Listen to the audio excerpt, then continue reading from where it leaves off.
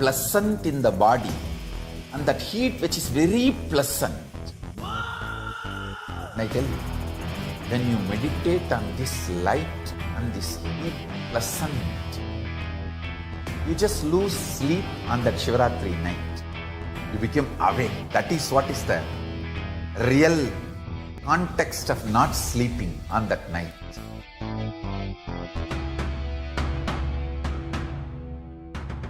வான்வரையிலும் வளர்ந்த ஜோதி ரூபனே, தேன் சுவை தரும் தமிழின் தலைவனே, மான்மழுவினை ஏந்தி நிற்கும் ஐயனே, கைலாசம் தந்த நித்யானந்தனே. நித்யானந்தம் நித்யானந்தம் அண்ணாமலையே சிவரூபமாய் வீற்றிருக்கும் குரு நித்யானந்தனே. நித்யானந்தம் நித்யானந்தம் அண்ணாமலையே சிவரூபமாய் வீற்றிருக்கும் குரு நித்யானந்தனே. நித்யானந்தம் நித்யானந்தம் அண்ணாமலையே சிவரூபமாய் வீற்றிருக்கும் குரு நித்யானந்தனே. நித்யானந்தம் நித்யானந்தம் அண்ணாமலையே சிவரூபமாய் வீற்றிருக்கும் குரு நித்யானந்தனே.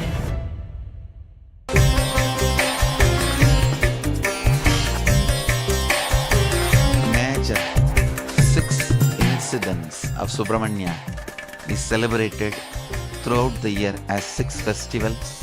The day he appeared is celebrated as Thaipusam. The bio-memory of Adishakti, bio-energy of Sadashiva, and muscle memory of Ganga put together, completion of Sadashiva is Subramanya.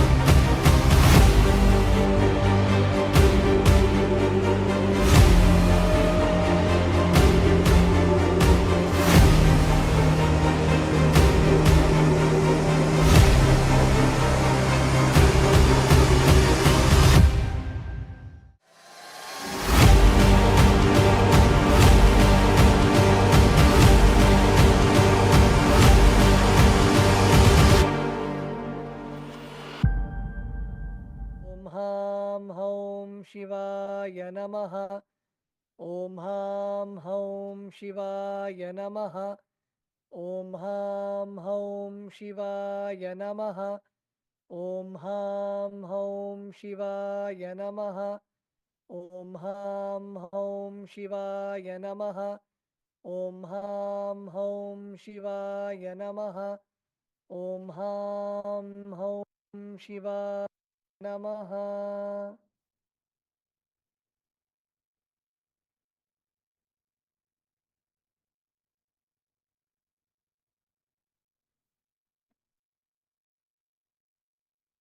Let us now set the intention for today.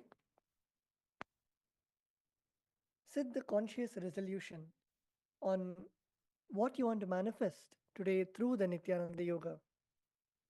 In the Nityananda Yoga, any thought, any desire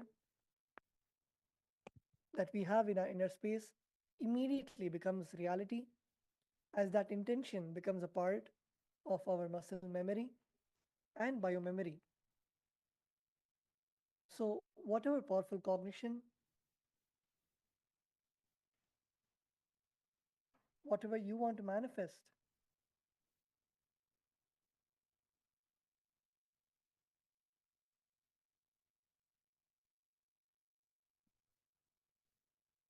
visualize yourself as the embodiment of Paramashiva, embodiment of Swamiji, completely complete, without any patterns, without any powerless cognitions,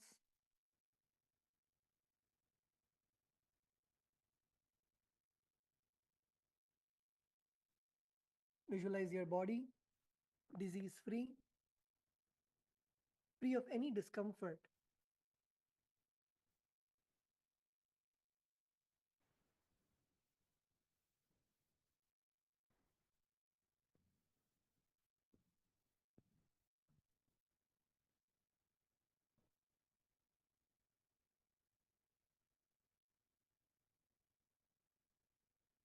With that, let us now begin the Tattvachamanam.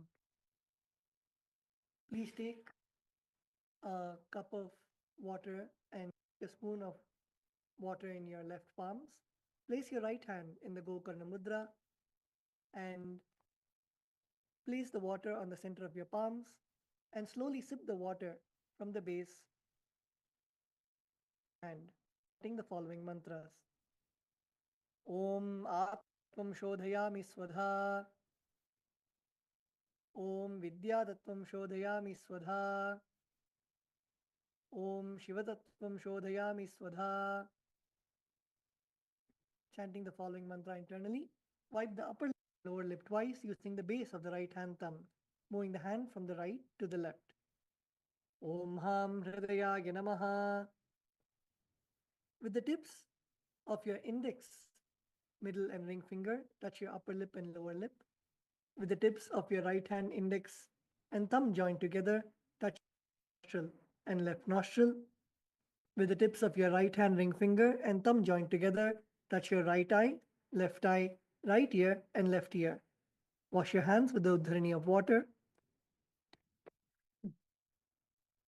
Of your right ear. With the tips of all 5 fingers joined together, touch top of the right ear, left center.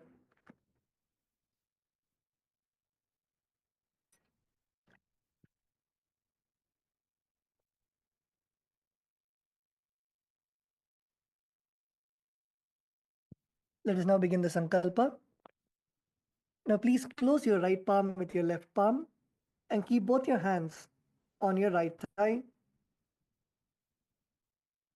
and chant the following mantras. Om Samasta Duridakshayadwara Bhagavat Shri Nityananda Paramashiva Prityartham Shri Nityanandeshwari Paramashiva Shakti Sameta Shri Nityanandeshwara Paramashiva Prityartham Cha Shubhe Shobhane Muhurte Adya Brahmanaha Dvitiya Parardhe Shri Shvetavaraha Kalpe Vaivaswatamanvantare Ashtavimshaditame Nitya Yuge Prathame Pade Jambu Dvipe Bharatavarshe भरतखण्डे मेरोः दक्षिणे पार्श्वे शकाब्दे अस्मिन् वर्तमाने व्यवहारिके प्रभवादीनां षष्ट्याः संवत्सराणां मध्ये क्रोधिनाम संवत्सरे उत्तरायणे लक्ष्मीवेङ्कटेश्वर ऋतौ मकरमासे शुक्लपक्षे पूर्णिमायां शुभतिथौ बुधवासरे युक्तायाम् आश्लेषा नक्षत्र सौभाग्ययोग विष्टिकरण एवं गुणविशेषण विशिष्टायाम् अस्यां शुभतिथौ श्री कैलासोन्नत द्वादशान्त श्यामला पीठारूढ़ श्री मीनाक्षी सुंदरेश्वराभिन्न स्वरूप परशिवपुत्र पार्वती स्तन्यपान लब्ध दिव्य ज्ञान विश्रुत सकल निगमागम सारभूत द्राविड वेद प्रवक्त्रे श्रीमत् परमशिव करुणा समधिगत मुक्तामय प्रचामर श्री चिन्ह काहलादि सम ज्ञान ज्ञान चक्रवर्ती सर्वजन व्यापवर्ग विश्रानजीमूत परमत कल्पना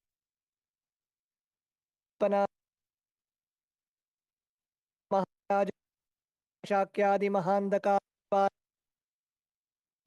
नरहारह ध्वजोच्छेदन श्रीमद वृषभध्वज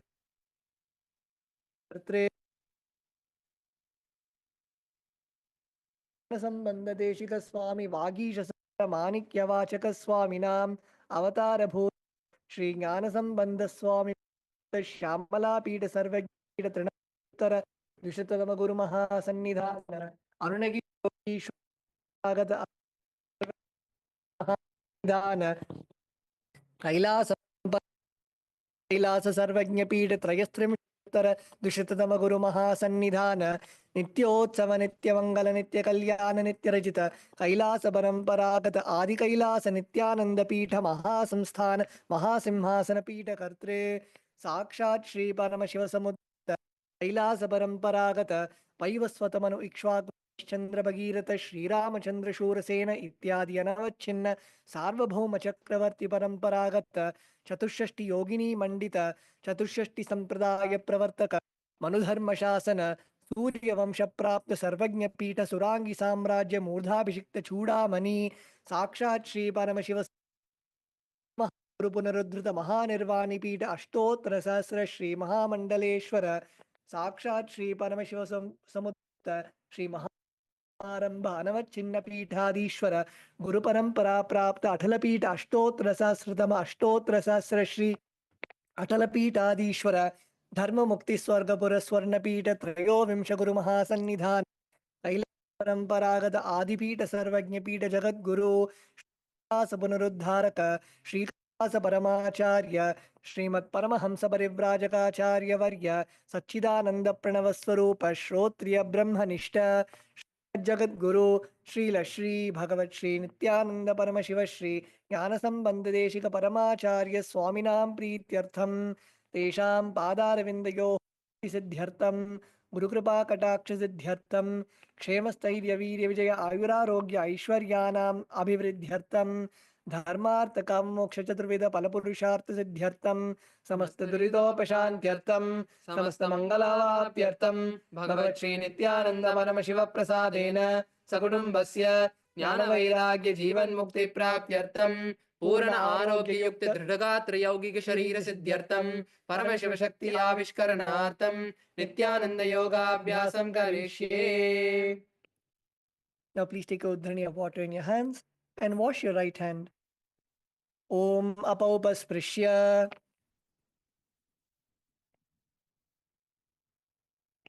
You can now place the Panchapatram and udhrani to the side and let us all stand up. We will now be beginning the skeleton dance.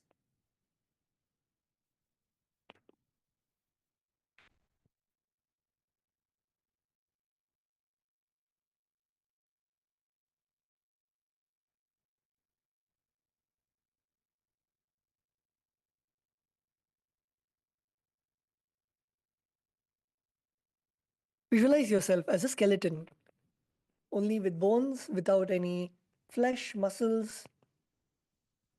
Completely visualize that you are only a skeleton. Now slowly start moving all of your joints, your ankles, your knees, your hips, your wrists, your elbows, your shoulders, your neck. Move all the joints in your body and shake intensely. Shake intensely.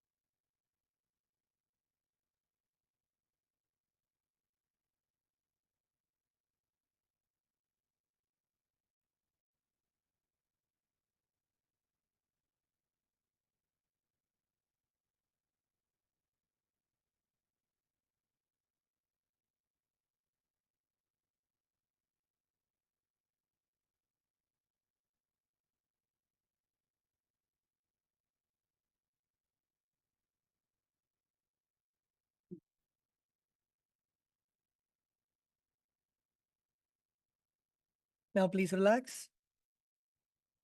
Take deep breaths. Inhale deeply and exhale. Inhale and exhale deeply.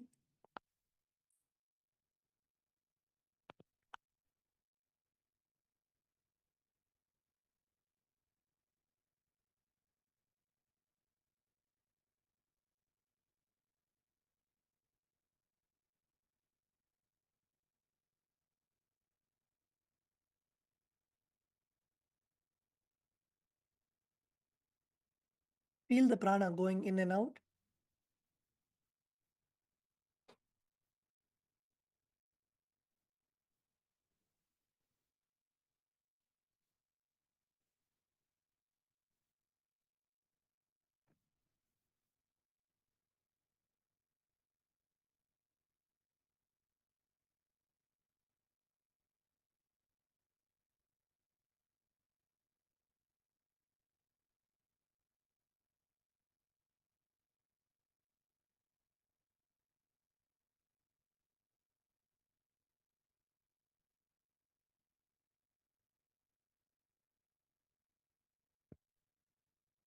Now slowly open your eyes and let's all settle down.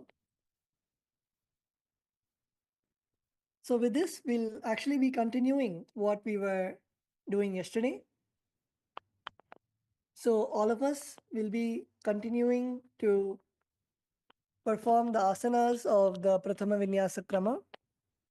And of course, if you're able to do even the Dvitiya Vinyasa Krama, so you will be taking the pictures and literally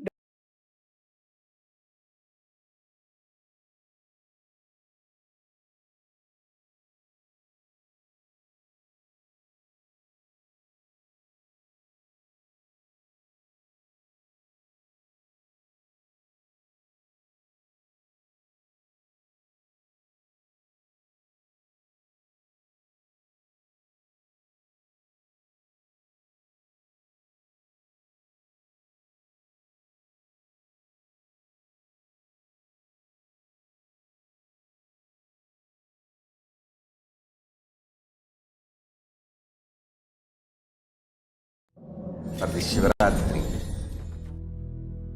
Meditate on this light, intense light, which makes you feel very pleasant in the body, and that heat which is very pleasant. And I tell you, when you meditate on this light and this heat pleasant, you just lose sleep on that Shivaratri night. You become awake. That is what is the real context of not sleeping on that night.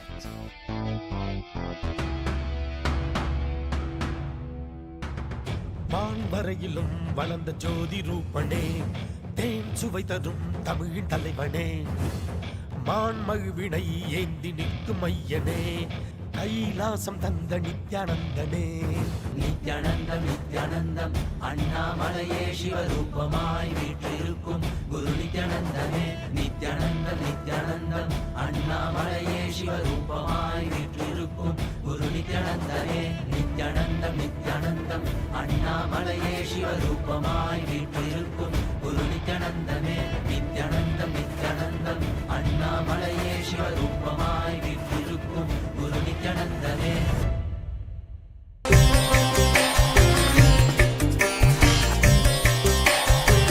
Major 6 incidents of Subramanya is celebrated throughout the year as 6 festivals.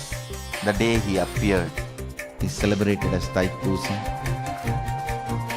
The bio-memory of Adishakti, bio-energy of Sadashiva, and muscle memory of Ganga put together, completion of Sadashiva is Subramanya.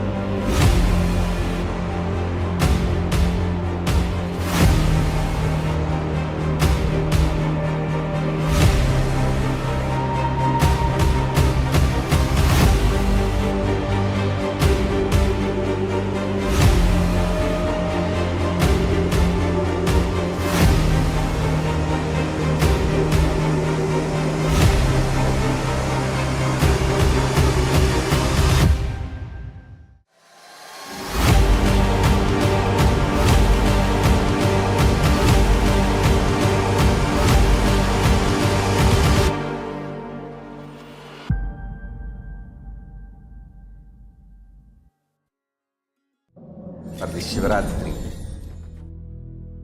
Meditate on this light, intense light, which makes you feel very pleasant in the body, and that heat which is very pleasant. And I tell you, when you meditate on this light and this heat pleasant, you just lose sleep on that Shivaratri night. You become awake. That is what is the real context of not sleeping on that night.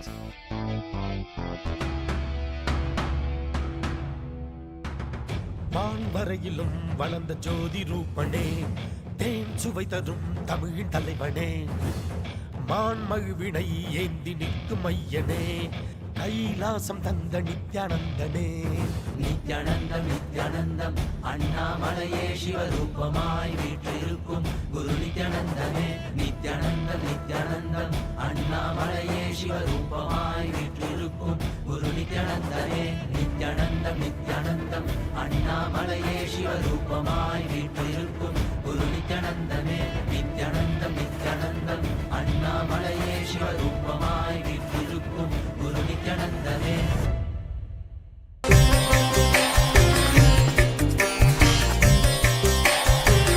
Major 6 incidents of Subramanya is celebrated throughout the year as 6 festivals.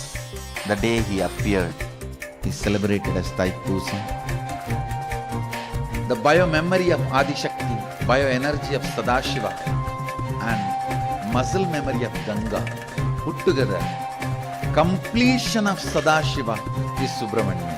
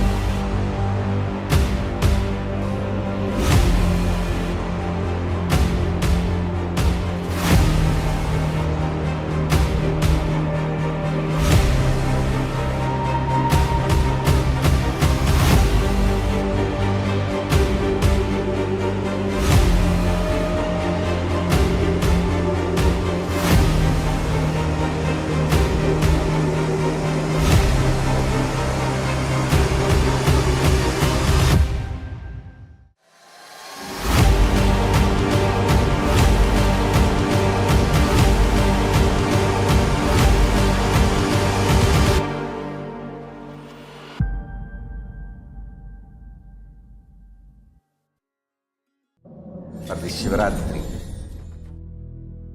meditate on this light, intense light, which makes you feel very pleasant in the body, and that heat which is very pleasant. And I tell you, when you meditate on this light and this heat pleasant, you just lose sleep on that Shivaratri night. You become awake. That is what is the real context of not sleeping on that night.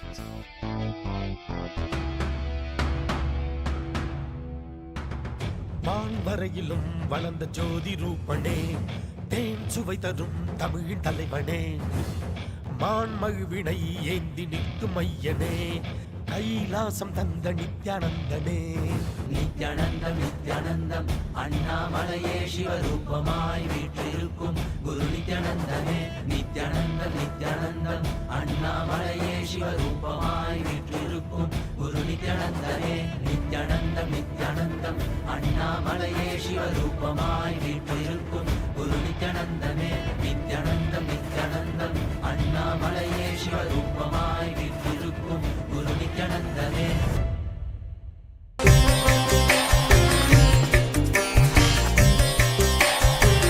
Major 6 incidents of Subramanya is celebrated throughout the year as 6 festivals. The day he appeared is celebrated as Thaipusam. The bio-memory of Adishakti, bioenergy of Sadashiva and muscle memory of Ganga put together, completion of Sadashiva is Subramanian.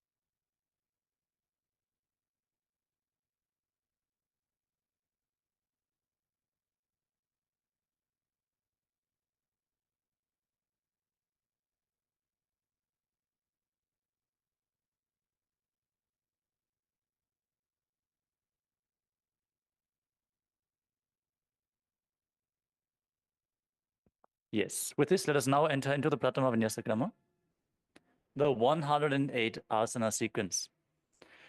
If you have any questions or doubts about any of the components, feel free to ask us here in the Zoom chat, on YouTube, Facebook, or whatever social media platform you're tuning in from. Our acharyas would be happy to guide you. We have already concluded the Tadvachamanam, the ritualistic cleansing. So we are ready to enter into the first asana of the sequence, Sukhasana. Sitting in a comfortable cross-legged position. Keep your head, neck, and spine in a straight line. Bring your hands into Bindu Mudra, that is joining the thumbs and index fingers together.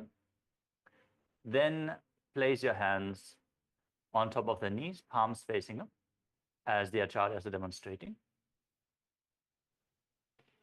Visualize Lord Shiva in your inner space. You can close your eyes for a moment, breathe calmly and deeply. As you inhale fully into your navel region, fill your entire stomach with prana. Then hold your breath as long as you can comfortably. Meditate on the fire element which is present in your navel, providing the energy for your entire system. Feel the fire being kindled, rising up your spine as you hold your breath. Then exhale fully, and again hold your breath comfortably, cleansing the entire body, burning all the toxins within your body through the samana kumbhaka, increasing the samana within your body, which is used for digesting all the aharas, all the inputs, all the food that is being eaten, but also all the information that you receive through your senses. So increasing the samana naturally brings health to your body. Let us perform samana kumbhaka sincerely for the next few asanas. So inhale deeply.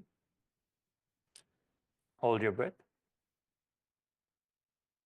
And when you feel you cannot hold anymore, you can exhale slowly, completely. And then again, hold your breath comfortably. As we do so, we are going to engage 3 types of bandha, energy locks, preventing the prana from seeping out as we are accumulating it in our body.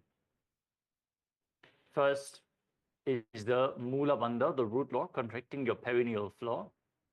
Understand, normally, the energy within our body flows from the Sahasrara to the Muladhara chakra downwards and leaves our system.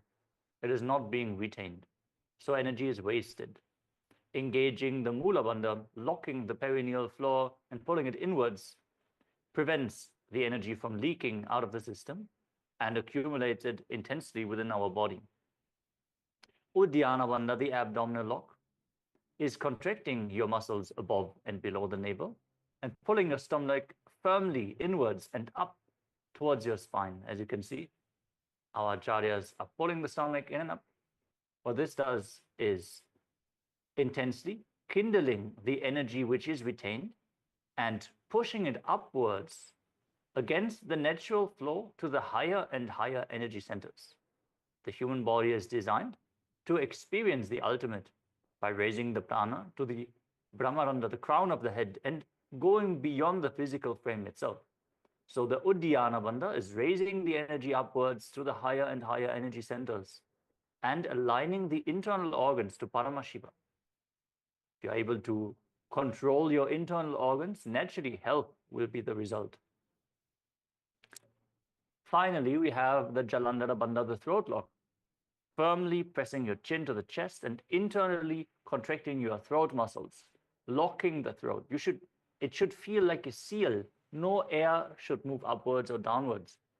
What this does is the energy which is being raised will not be able to fall down again.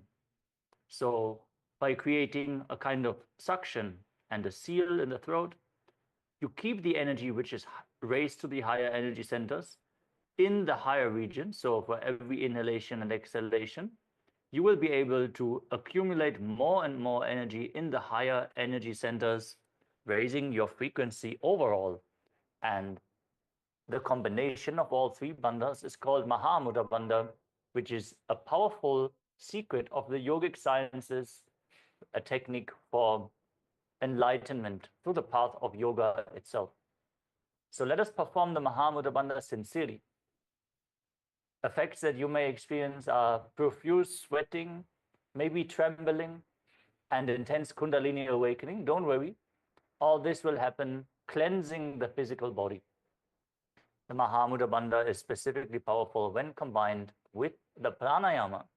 So keep the Mula Bandha engaged at all times, during the inhalation, retention, and exhalation. Engage the Uddiyana Bandha the moment you start exhaling and bring it to its peak when you fully exhaled.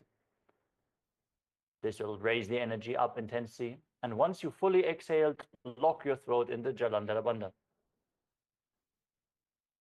While you do so, internally chant the first japa of the sequence, which is Soham. Repeat this japa internally again and again. This will awaken Vak Shakti, the power of speech, as it cleanses your Vishuddhi chakra. With this, we have covered all the components of the first asana of the sequence.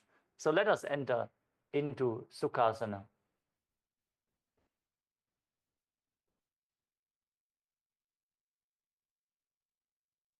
Sukhasana. Tat sukhasanamityuktamashaktastatsamacharet asanam vijitam yena jitam tena jagatrayam. Parvatasana.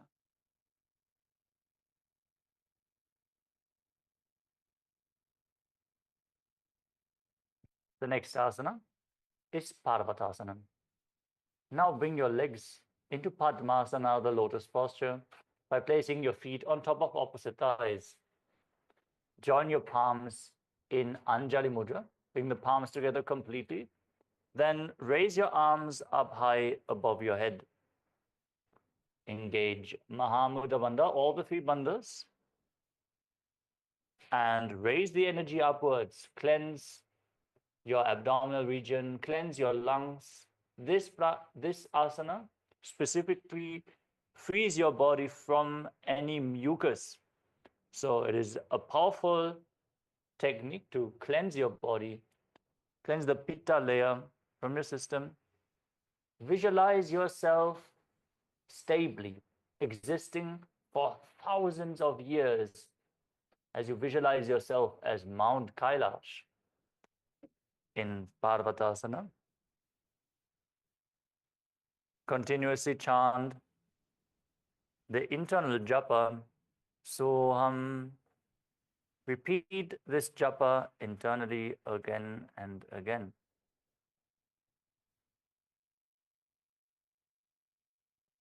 Athavakshe Mahadeva Parvatasana Mangalam Yatkritva Sthira Rupi Syat Shatchakradi Vilopanam.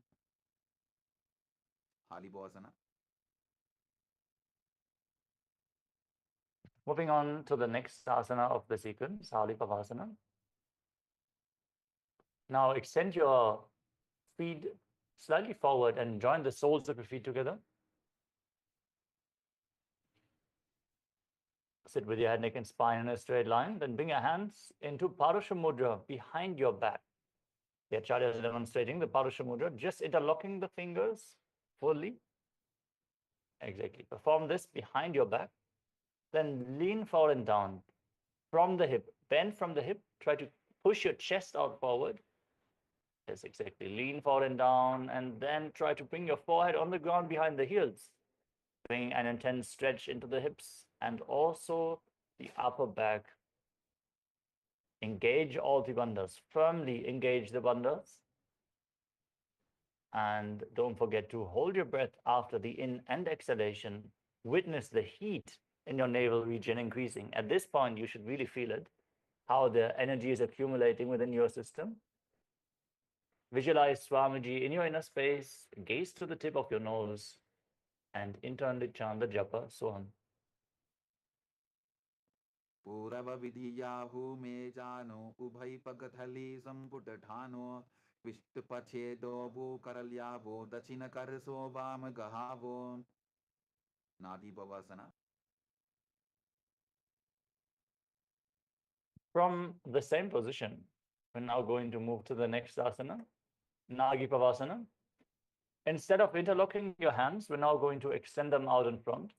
Keep your hands in a cupped shape and place them on the ground in front of your feet.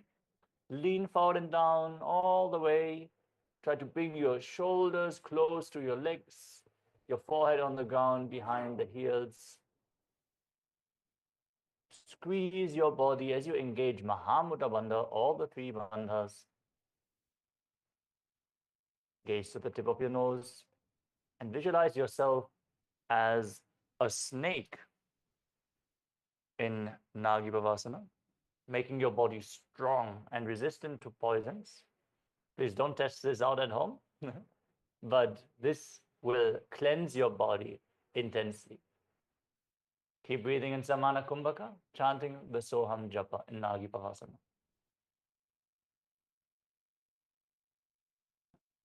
पूरव विधि परि आगाने नीचो हो भी कहू निपनास्यो लगागी हाथ आगाने धरते लगावे पसारी दो वो हाथ की अंजुली करे. कोकिलासना.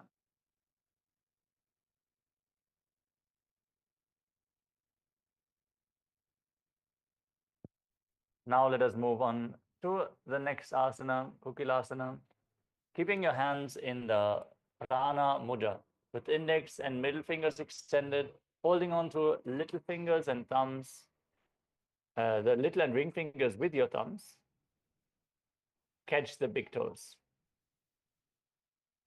And pull your legs up, straight out in front of you, and then cross them into Padmasana. Keep holding on to the big toes and lean forward and down. Place your elbows on the ground. Yes. We can repeat this once more. Straighten your legs out in front once more. Hold on to your big toes in Prana Mudra. Then straighten your legs forward and up. Try to bring your knees straight and then cross your legs into Padmasana and lean forward and down onto your elbows. Now engage all the bandhas, Mahamudra Bandha. Contract the perineal floor. Pull your stomach in and up and lock your throat. Hold your breath as you visualize yourself as a bird in Kokilasana.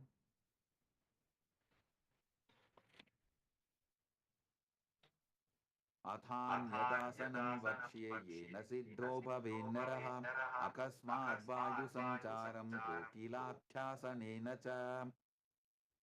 नेति-asana. Yes. From this position, now stack your knees and ankles into Ardha Padmasana. So one ankle should be on top of the opposite knee. The other ankle should be below the opposite knee.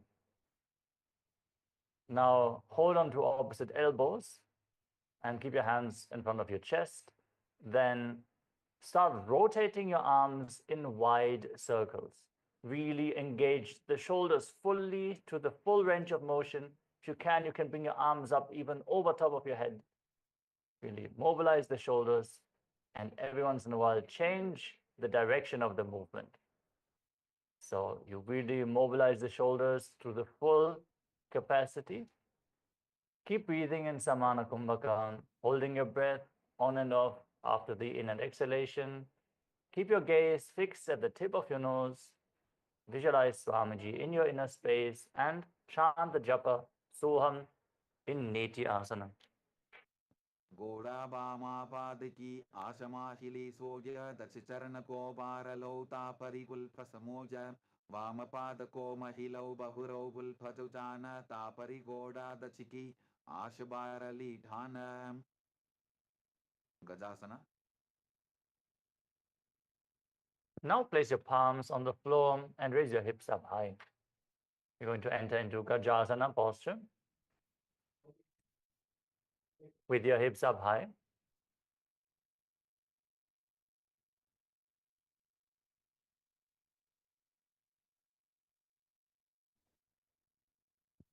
Yes, sorry for the technical glitch. We are back. Now start scooping your head and chest forward and down towards the ground again and again. Engage Uddiyana Bandha.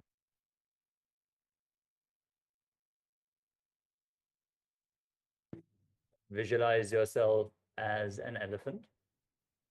As you intensely engage the shoulders, stretch the hamstrings in Gajasana. नियुज्यं पादाग्रे भूमौ पृत्वा लम्बी भूयामस्तकाग्रे निधाय नितम्बम् ऊर्ध्वमुन्नमय्य नाभिलक्ष्यं भूमौ नासिकामानिञ्य. Vrikshasana. Now maintain the same position. Bring your head in between your arms. Push intensely, stretching your shoulders, stretching your hamstrings. Try to keep the heels to the ground. Then lift one heel off the mat and push the other heel down. Exchange the position of your feet again and again as you visualize yourself as a bear in Rikshasana. Keep the Mula Bandha and the Uddiyana Bandha engaged. So you don't have to lock your throat, but pull your stomach in and up and engage the Mula Bandha. In this inverted postures, the energy is flowing towards the Sahasrara naturally. By engaging the Uddiyana Bandha, you're encouraging the prana flow to the higher energy centers. Keep engaging these bandhas and visualize yourself as a bear in Rikshasana. एकैकं पादमापुञ्ज्य गजासनं कुर्यात् वृक्षासनं भवति. वैश्यासना.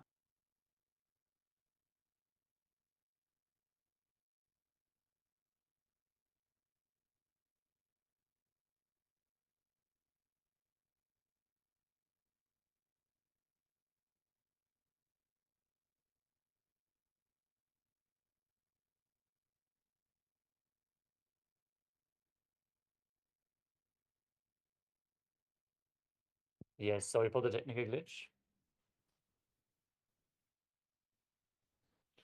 So now let us move on to the next asana of the sequence, which is Vaishyasana. Standing tall, rise to the tips of your toes. If you can, stand on the tips of your big toes. Bring your hands to the chest in Hridaya Mudra. That is index, middle, and ring fingers joined together, and thumbs and little fingers extended away from the hands. Engage Uddiyana Bandha, pull your stomach in and up, and visualize Swamiji in your inner space as you continuously breathe in Samana Kumbhaka and internally chant the japa Soham in Vaishyasana. केशेन पादयुगलं बन्ध्वा तिष्ठेदधो मुखः अथ वैश्याभक्ष्ये यत्कृत्वा सत्यवान् भवेत्. बाललिङ्गासना. Yes. Next up is the first karana of the sequence, which is Urdhva Janu Karana. Now, stand in the Arimandi posture. Bring your heels together, your toes pointing outwards, knees slightly bent. Bring your hands to the chest, elbows raised. And then raise one knee up along the center of your body. In a graceful circular motion, follow along with the respective hands on both sides. Again and again. This is the Urdhva Janu Karana.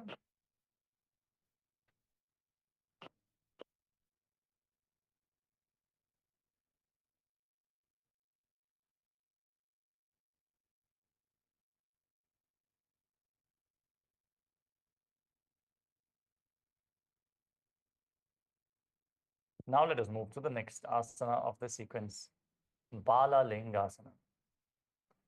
Now stand on the left leg and raise the right knee slightly.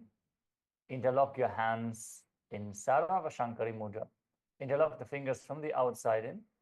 Wrap your arms around the knee and pull it close towards your chest. Push your hips forward and pull the knee all the way to your chest if you can. Pull it as close as possible. Find a drishti point, an external point of reference that will bring more stability to your inner space and reduce the thoughts per second. Stand stably on one leg, engage all three bandhas, and visualize yourself holding a baby in Bala Lingasana. एकं जानु उरसि आलिङ्ग्य स्थातव्यं बाललिङ्गनं भवति पादपीडनासना. Now, from a standing position, bring the right foot behind your back and interlock your fingers, wrapping the legs, wrapping the hands around the legs. Pull your hands, pull the heel towards the buttocks. And engage all the bandhas while visualizing Swamiji in your inner space. In Paramashivoham, keep your knees close together. Contract the perineal floor, hold your stomach in and up and lock your throat. And hold your breath on and off in Samana Kumbhaka.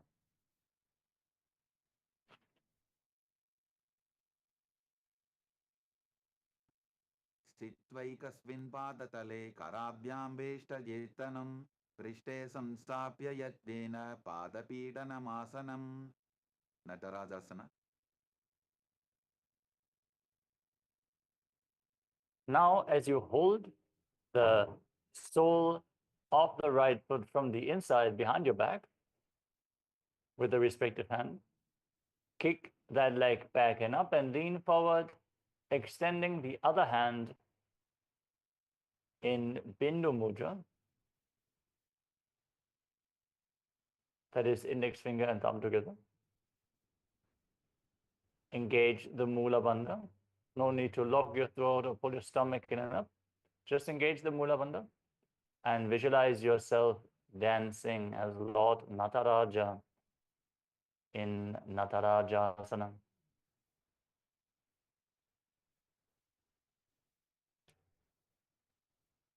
उत्तानपादं क्रौञ्चं च मरीचिं वीरभद्रकं नटराजं त्रिकोणं च सुप्तान्तुष्टप्रसारणे बाललिङ्गासना.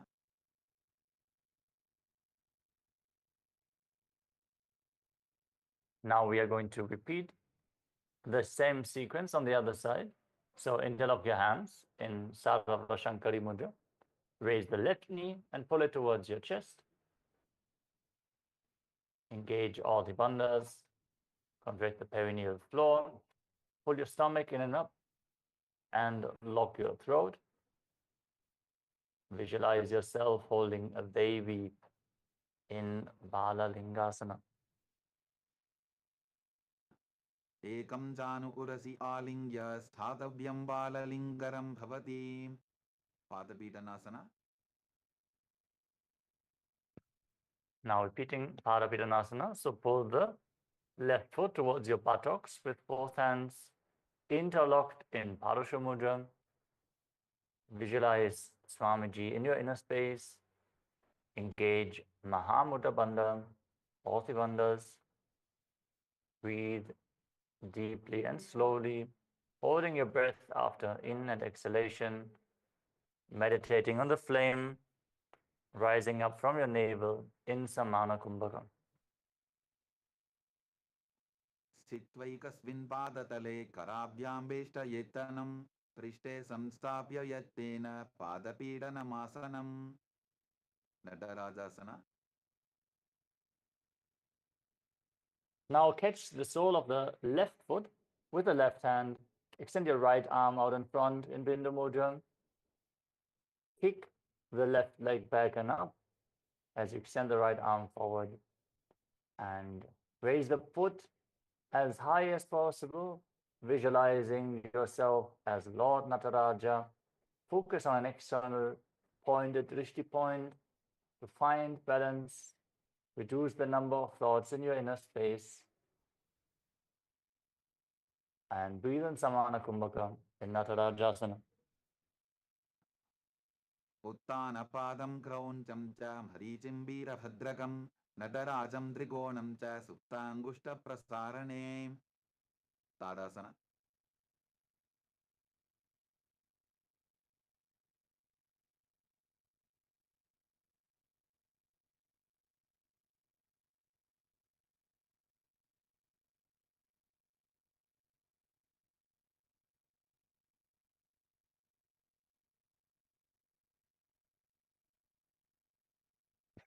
Next up is Ardharija Karana. Now stand in Arimandi with your heels together, toes pointing outwards and knees bent. Bring your hands to the chest, elbows raised, then step the right foot behind the left and swing the right arm back and forth like a pendulum. Gracefully move your hands, move your fingers one by one, and place the right hand over the nose, uncross the ankles, step the left foot behind and repeat the movement on the other side.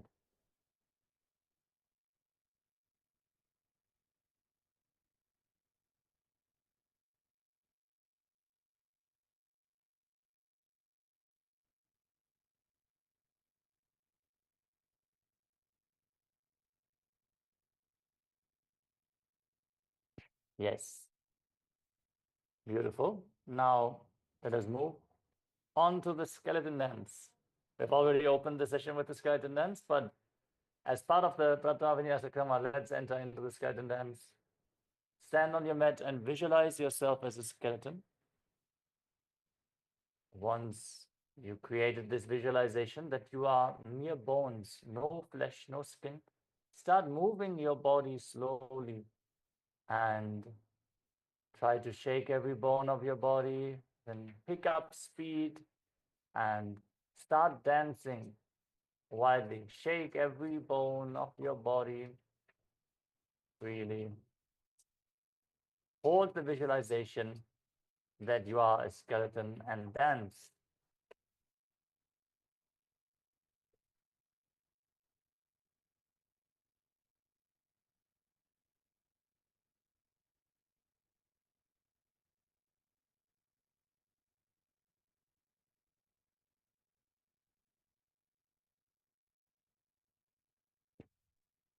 This will mold integrity into your very bone marrow.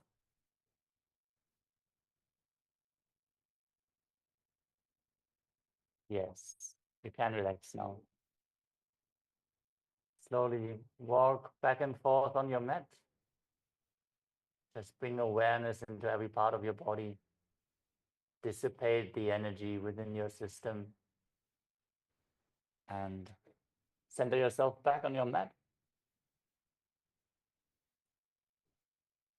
As you move on to the next karana, which is Katichinna Karana. Standing in Arimandi, heels together, toes pointing outwards and knees slightly bent. Cross your arms over top of your head with the palms facing backwards. Then open up your arms and turn your body to one side. Return to the center, crossing your arms again, opening up your arms to both sides again and again. Follow along with your breath. Keep your knees bent, standing in Arimandi. This is Katichinna Karana.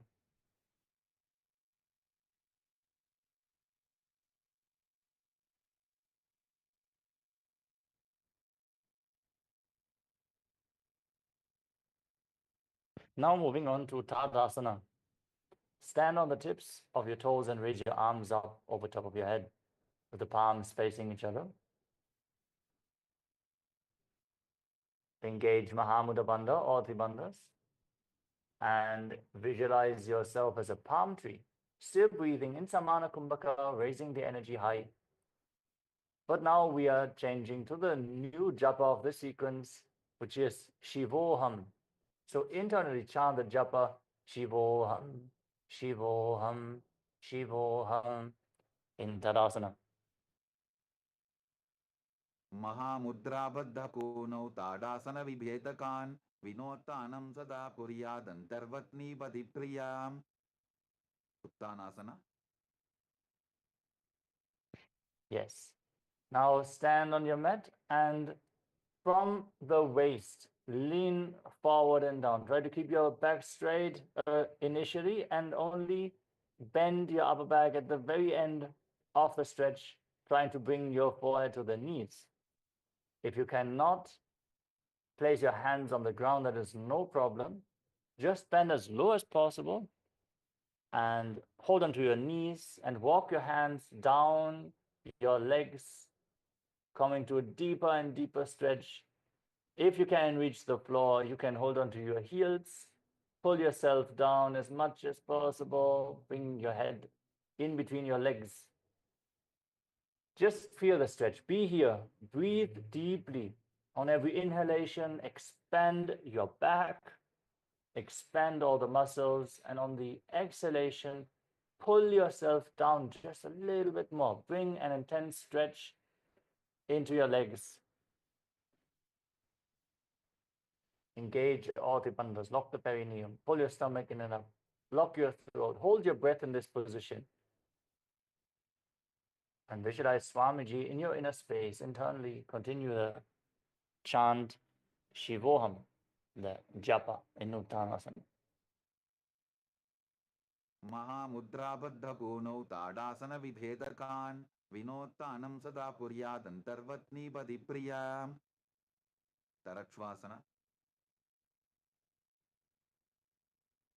Now walk your hands forward. We're going to enter a plank position. Tarakshvasana. Step your feet back, hands forward, and then lower your hips down. Make a straight line with your body and lock your throat in Jalandhara Bandha and rotate your head from side to side. Mobilize your neck, engage your core as you hold the plank position. Hold your breath in Samana Kumbhakam after in and exhalation. And visualize Swamiji in your inner space in Tarakshvasana. गजासनवस्थित्वा मस्तकं वारं वारं दक्षिणकुक्षिं सव्यकुक्षिं नजेत्. तरक्ष्वासनं भवति. भुजङ्गासना. Now lower your body down, lay on your chest. Keep your hands flat on the mat at the side of your shoulders. And start lifting your head and chest by the strength of your lower back. Initially, don't use your hands as a support, just roll up your back of your back muscles. Once you reach the maximum, you can put your hands on the ground and push just a little bit more. Raise yourself up. There's no need to raise any higher than your belly button, so no need to straighten your arms and push all the way. Open up your mouth and inhale through the hollow of your throat as you visualize yourself as a cobra. Inhaling through the mouth with the mouth wide open is Bhujangani Mudra. Perform the Bhujangani Mudra and visualize yourself as a cobra. Internally chant the japa. अंगुष्ठनाभिपर्यन्तम् अधो भूमौ विनिन्यसेत्. कराभ्यान्तदरान् धृत्वा ऊर्ध्वशीर्षफणीवशी. देहाग्निर्वर्धते नित्यं सर्वरोगविनाशनं. जागर्ति भुदगी देवी भुजङ्गासन साधनात्. Shashasana. Yes, now with your hands sit on the ground, straighten your arms and push yourself back up into a plank position. From here, start breathing calmly. Through your nose, lead the prana along your spine in Sahaja Kumbhaka and alternate pulling your knees towards your chest, back and forth. Visualize Swamiji in your inner space. Keep chanting the Japa Shivoham, and as before mentioned, keep the Mula Bandha engaged in every single asana. This is Shashasana.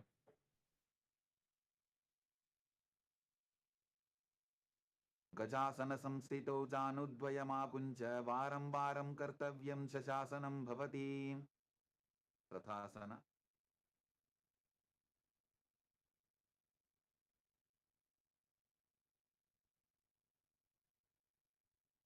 Now from Shashasana position, step 1 foot forward and in between the two hands.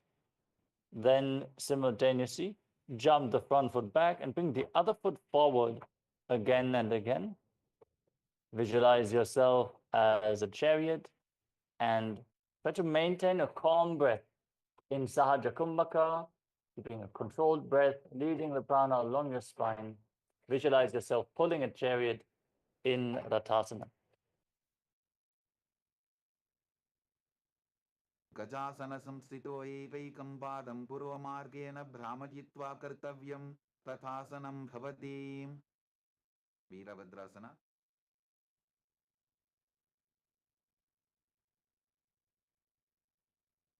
Now keep the right foot forward and the left foot far back with the back toes facing sideways. Turn your hips forward, rotate your hips forward, and then bend the front knee at a 90-degree angle. Raise your arms up parallel above your head. Engage Uddiyana Bandha and Mula Bandha. Gaze towards your third eye. And with your arms raised, visualize yourself as Lord Veerabhadra in Veerabhadrasana. Keep the front knee at a 90-degree angle. So lower yourself down a little bit more and feel the intense engaging of the quads in this asana. वासिष्ठमथ कौण्डिन्यम् ऊर्ध्वकुक्कुटमेव च अष्टावक्क्रमथोत्थानं मयूरं सेतुबन्धनम् उत्थानपादं क्रौञ्चं च मरीचिं वीरभद्रकं नटराजं त्रिकोणं च सुप्ताङ्गुष्ठप्रसारणे Virabhadrasana.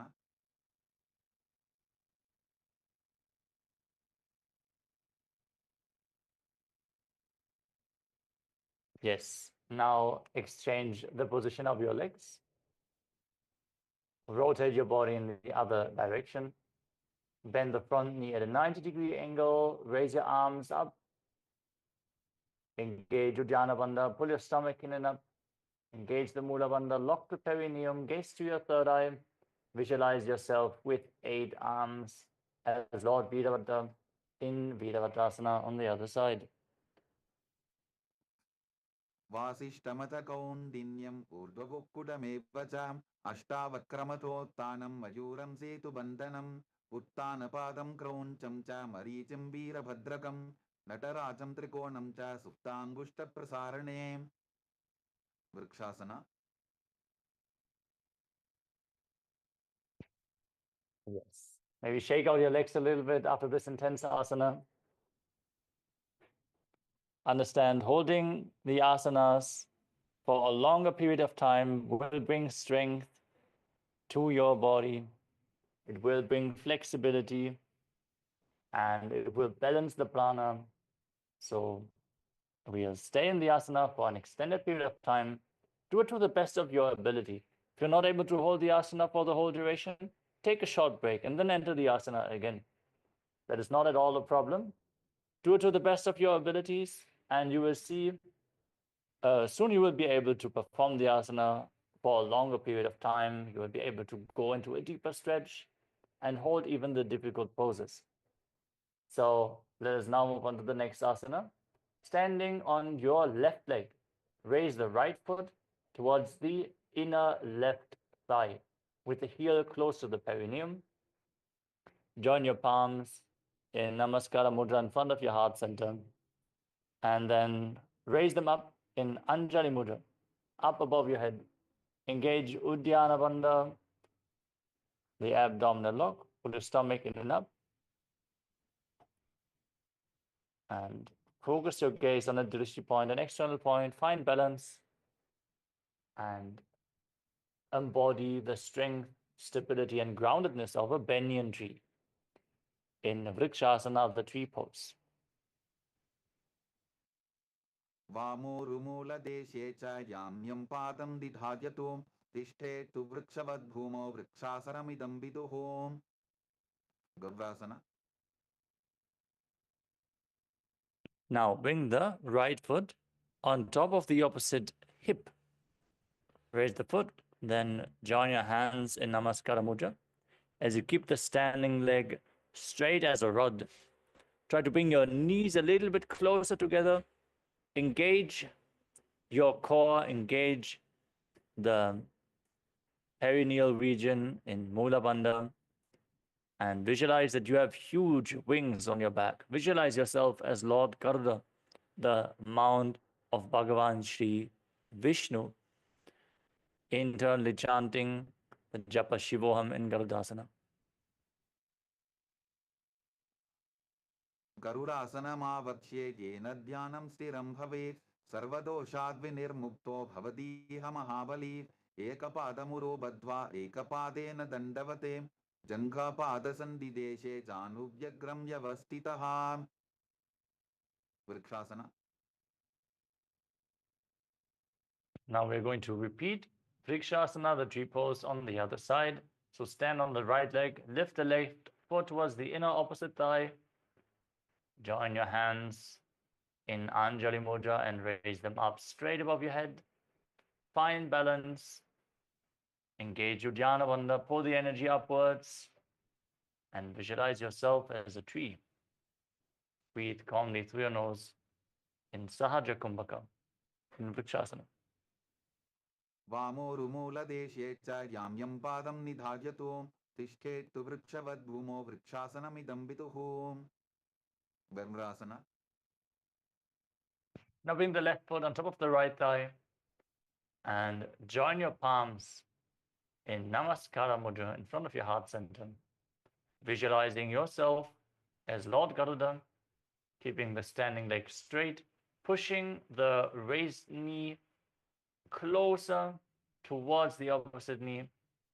Should be a nice engaged muscles. Don't just stand loosely. Bring control into every muscle of your body. Bring awareness into every muscle of your body. Hold this posture, visualizing yourself as Lord Garuda in Garudasana. गरुडासनमावक्ष्ये येन ध्यानं स्थिरं भवेत् सर्वदोषाद्विनिर्मुक्तो भवतीह महाबली एकपादमुरो बद्ध्वा एकपादेन दण्डवते जङ्घापादसन्धिदेशे जानुभ्यग्रं व्यवस्थितम्. Trikonasana.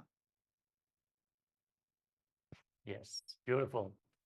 You'll see once you bring the awareness into every single muscle of your body, all of a sudden, the number of thoughts reduces. You will find stability in the asana.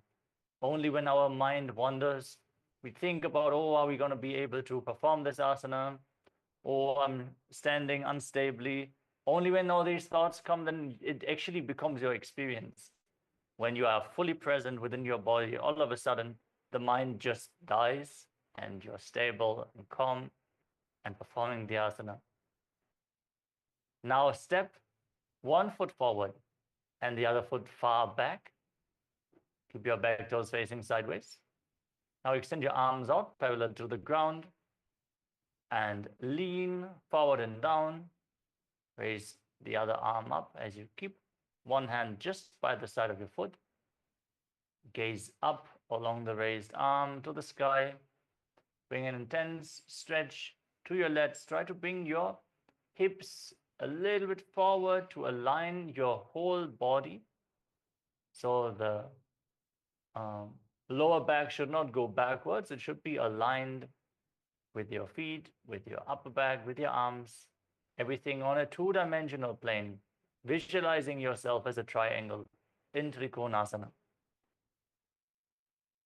उत्तानपादं क्रौञ्चं च हरीचिं वीरभद्रकं नटराजं त्रिकोणं च सुप्तान्बुष्टप्रसारणे Trikonasana. Now rise up and rotate your feet. Extend your arms out as we are going to repeat Trikonasana on the other side. Lean forward and down. Gaze up along the raised arm. Mobilize your upper back. Open up your hips. Stretch your legs. And gaze up. Visualize yourself as a triangle in Trikonasana, the triangle pose. Internally chant the japa. Shivoham.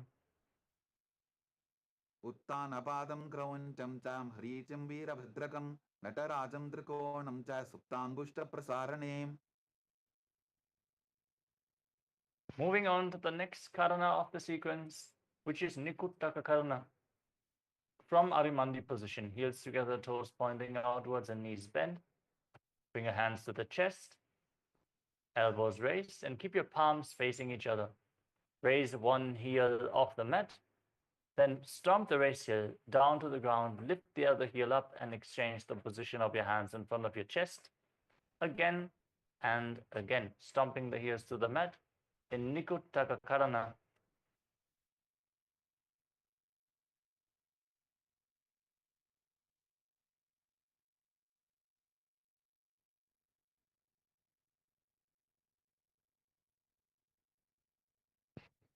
Let us now move on to the next asana of the sequence, Angushtasana. Squat down and raise your heels off the mat. Sit on the heels with your perineum. Keep your knees together in front. Join your palms in Namaskara Mudra in front of your heart center. And start making a buzzing sound on the inhalation and the exhalation. This is called as Brahmari Kumbhaka. Making the sound of a bee on the inhalation and exhalation.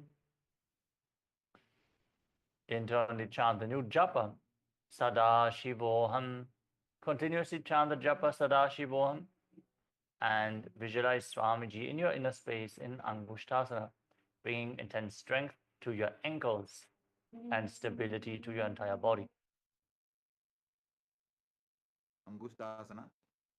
Kabandhasanamityāhuः गोरक्षासनमेव च अंगुष्टमुष्टिकं न्येयं ब्रह्मप्रसादितं तथा.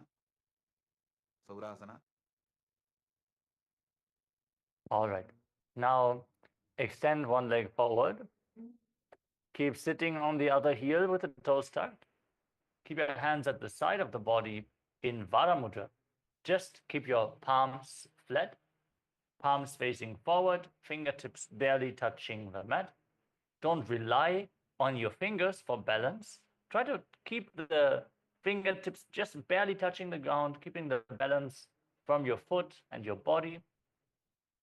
As you keep buzzing like a bee on the inhalation and exhalation in Brahmari Kumbhaka, performing this pranayama sincerely will bring a joyful mood to your inner space. It will allow the yogi to simply experience a blissful state. So keep performing the Brahmari Kumbhaka intensely. I know it's a little bit difficult to create the buzzing sound on the inhalation initially, but it is once you figure it out, you'll be able to do it.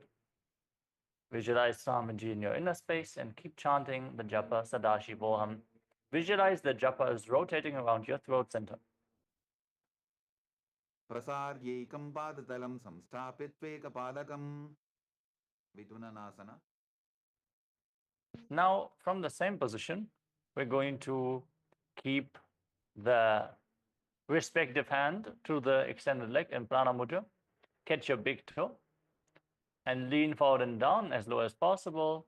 Whatever you can, lean forward and down. You can keep your hand at the side for support, but if possible, try to hold on to the heel of the bent leg. Try to hold on to the heel, find the balance. Visualize Swamiji and buzz like a bee in Brahma in Vidhunanasana. गुल्फस्थितो पादमेकं प्रसार्य तत्पादाग्रं संस्पृशेत् तत्करेण गुल्फं चान्यं धारयेत् तत्करेण धूनं बेढं चाभ्यसेत् चोभयत्र. Saurasana. Now exchange the position of your legs. Step the foot in, bring the other leg extended forward. Keep your hands at the side with the palms facing forward in Vara Mudra. As you visualize Swamiji in your inner space, buzz like a bee on in and exhalation in Saurasana on the other side. प्रसार्यैकं पादतलं संस्थाप्यत्वेकपादकं विधुननासना.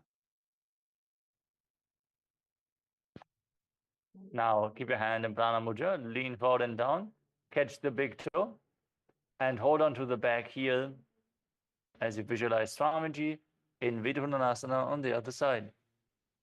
गुल्फस्थितो पादमेकं प्रसाद्य तत्पादाग्रं संस्पृशेत् तत्करेण गुल्फं जान्यं धारयेत् तत्करेण धूनं पीठं ताभ्यसेत् चोभयत्र. ब्रह्मचूरं कुशासना. Now step both feet in towards your body. Keep your knees slightly separate and place your hands on top with the palms facing up. Block your throat. Gaze down through the gap in between the palms as you continuously buzz like a bee and Brahmari Kumbhaka on the inhalation and on the exhalation. Internally chant the Japa Sadashivoham.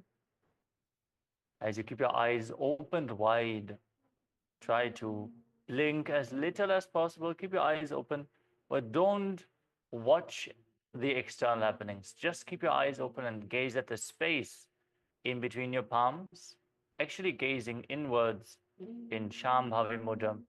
This mudra alone is capable of leading to the ultimate knowledge, Brahmanyana, in Brahma Jurankushasana. दोबू फणा पानी होए वैसे AD दोबुदानी वैसे कोरबकतल्या की माहिली Ayush माहेरा शेमिली. Kapilasana. Relax. You can now drop your knees down to the ground. Keep sitting on the heels with your toes tucked and place your hands on your palms on the thighs. Gaze towards the tip of your nose and pull your stomach in and up in Uddiyana Bandha after each exhalation. Keep buzzing like a bee in Brahmari Kumbhaka. And visualize yourself as Sage Kapila Muni, founder of Mahanirvani Akara, our Akara, in the asana named after him, Kapilasana. उभय बकथली समठहरावे तिनको माहिली core मिलावे फना पानी cooker होए वैसे AD दोबू Johnny निवैसे. Let us just take a short moment and bow down to Kapila Mahamuni. During this auspicious Kumbh Mela celebrations, let us pay our gratitude to Sage Kapila Muni as we now move on to the next asana, which is Bhadra Gurakasana. Basically, maintaining the same position, keeping your hands on your thighs, but shift your gaze up towards your third eye. You can relax from the Uddiyana Bandha, engage only the Mula Bandha, keep your perineum locked, keep buzzing like a bee on in an exhalation, internally chant the Japa Sadashivoham, and visualize Swamiji in Bhadra Gurakasana. Bhadra Gurakasana. दोवो बकतली संपुट करे कोरवारिली भूपति धरे कोरवारिली राधे ऐसे तापरी मूलद्वारिटी की बैसे. सूर्यासना. Yes, now rise up onto the toes. Keep your heels, wrist, soles of the feet together and separate your knees wide apart. Join your thumbs and little fingers and open up your palms in Padma Mudra, resembling a lotus flower. Raise your arms up and gaze upwards through the gap created between the palms. Engage Uddiyana Bandha, pull the energy upwards. Keep your knees wide apart and visualize Lord Surya in your inner space. Visualize that you're gazing at the sun through your palms in Suryasana. एडी दोबो बुता दरियाने फना पानी बैठक पुनिठाने गोड़ा जंगा अधर करी रहे आड़े वाम इसी विधि कहे. मंडुकासना. Now relax. Bring your knees down to the ground, the top of the feet flat. Sit in between the heels and keep your hands on the respective knees. Gaze up towards your third eye and breathe calmly through your nose in Sahadra Kumbhaka. You can stop buzzing now. Lead the prana along your spine. Hold your breath on and off gently in the various energy centers located along your spine. Press your tongue up against the palate of your mouth in Manduki Mudra, catching the nectar of immortality dripping from the Sahasrara chakra. And visualize yourself as a frog in Mandukasana, the frog pose. पादतलौ पृष्ठदेशे अङ्गुष्ठे द्वे च संस्पृशेत् जानुयुग्मं पुरस्कृत्य साधयेन्मण्डुकासनम् उत्तानमण्डुकासना. From the same position, now bring your arms up and bring your hands behind your back, holding onto opposite shoulders.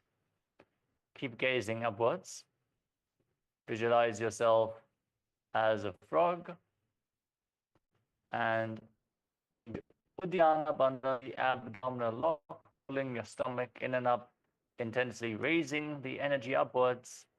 In Uttana Mandukasana, internally chant the japa, Sadashivoham. मण्डुकासनमध्यस्थं कोट्पराभ्यां धृतं शिरः एतद्भ्येकवदुत्तानमेतदुत्तानमण्डुकम् सिंहासना. Now cross your ankles and sit on the raised heel. Keep your knees separate and place your hands on the respective knees. Fix your gaze at the tip of your nose and stick your tongue out, exhaling forcefully through your mouth again and again. Roar like a lion in Simhasana, the lion pose. दक्षिणं सव्यपुल्फेन दक्षिणेन तथेतरं हस्तौश्चजान्गो संस्थाप्य स्वाङ्गुलीश्च प्रसार्य च भद्रासना. Now join the soles of your feet together behind your back. This will introduce an intense stretch. Bring your knees wide apart as much as possible and sit on your heels. Now cross your arms behind your back. In Prana Mudra, hold on to your big toes, the big toes of the opposite foot. Lock your throat in Jalandhara Bandha. Gaze towards the tip of your nose. And now pick up again, buzzing like a bee on the inner exhalation in Brahmari Kumbhaka, while visualizing Swamiji in Bhadrasana. गुल्फौतवृषणस्याधो व्युत्क्रमेण समाहितः पादाङ्गुष्ठौ कराभ्यां च धृत्वा च पृष्ठदेशतः काकभुसन्ध्यासना. Now place your feet flat on the ground. Keep your knees raised. Lean forward and bring your torso in between the legs. Wrap your arms around the respective knees and bring them behind your back. Try to interlock your fingers in Padusha Mudra. Gaze towards the tip of your nose and visualize yourself as a crow in Kakbushundi Asana. प्रथमे बेसकोक्कड़ठाने Dogu हाथपकं वीस आने तिनको मोडिनल्या परिल्यावे पिष्टपछे काकसी करावे कानिपोआसना. Now place your palms flat on the mat. Bring your knees onto the back of your arms. Bring your knees towards your armpits. Raise your hips. And once you feel they are firmly set onto your arms, lean forward. Lift your feet off the mat and balance on your arms as you visualize Swamiji in your inner space in Karnipavasana. If you cannot balance in this asana, you can place your forehead on the ground as a support. And just keep your knees on your elbows. Don't worry. And just build the strength in your arms. Find the balance. And Visualize Swamiji internally chant the japa Sada Shivoham. आसन को गुण आशीर्षिता होगी तो आची होई. Kapalyasana. Now, from this position, with your hands flat on the mat, we are going to enter into the first inverted posture of the sequence. So requesting all the participants with high blood pressure, any heart conditions, spine conditions, as well as pregnant women to please take it slow. It's going to be an intense asana. So if you're not sure whether this is safe for you, please consult your doctor and ensure that you can perform this asana without any risk. With this said, we encourage all the participants to work on this posture because this will really be very beneficial for your health, for your internal organs, your blood flow, your lymph flow, cleansing and detoxing your body. Now, place 2 palms on the ground and your forehead as well. Place the crown of your head on the mat, forming a triangle between your head and your hands. Then keep your knees on your elbows, bring your hips above your shoulders, and slowly raise your legs up straight. Lean against the wall for support or ask a partner to assist you. And if you feel like you're falling over, just tuck your chin in and roll over. Tuck your chin in, bring your knees in towards your chest and roll over.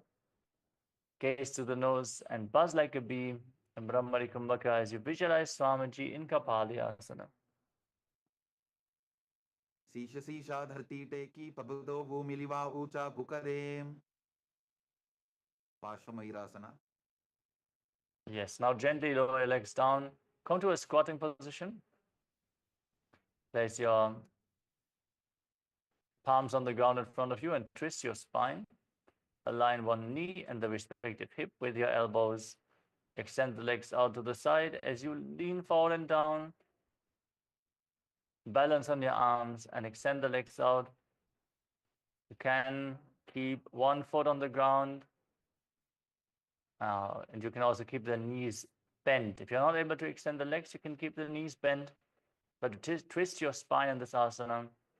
Gaze towards your third eye and visualize yourself as a beautiful peacock in Parshvamayurasana, the half peacock. Breathe in Rechaka Kumbhaka, exhale fully and hold your breath after each exhalation. And internally chant the japa Sada Shivoham. मयूरं दंडवत् कुर्यान् मायूरं दंडनामकं कुर्यान् मायूरं पार्श्वाभ्यां मायूरपार्श्वनामकं.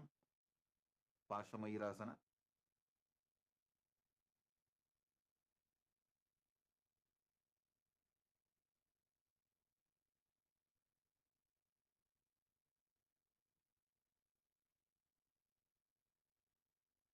Yes, now we are going to twist our body in the opposite direction as we're going to repeat Parshvamayurasana on the other side as well. So with your palms on the ground, elbows against the knee and the hip. There's also a variation where the hip is not touching the elbow. If you keep your arms a little bit further apart, just balancing with one knee against the elbow. Yes, that is also a variation. But to bring your elbow in, you need to twist a little bit more, but it also gives you a little bit more stability. So see whatever works for you, whatever works best. Gaze towards your third eye. Visualize yourself as a peacock in Parshvamayurasana on the other side. मयूरं दंडवत् कुर्यान् मायूरं दंडनामकं कुर्यान् मायूरं पार्श्वाभ्यां मायूरपार्श्वनामकं. बहिरागनाथासना. आसन को गुण पीति चाहिए.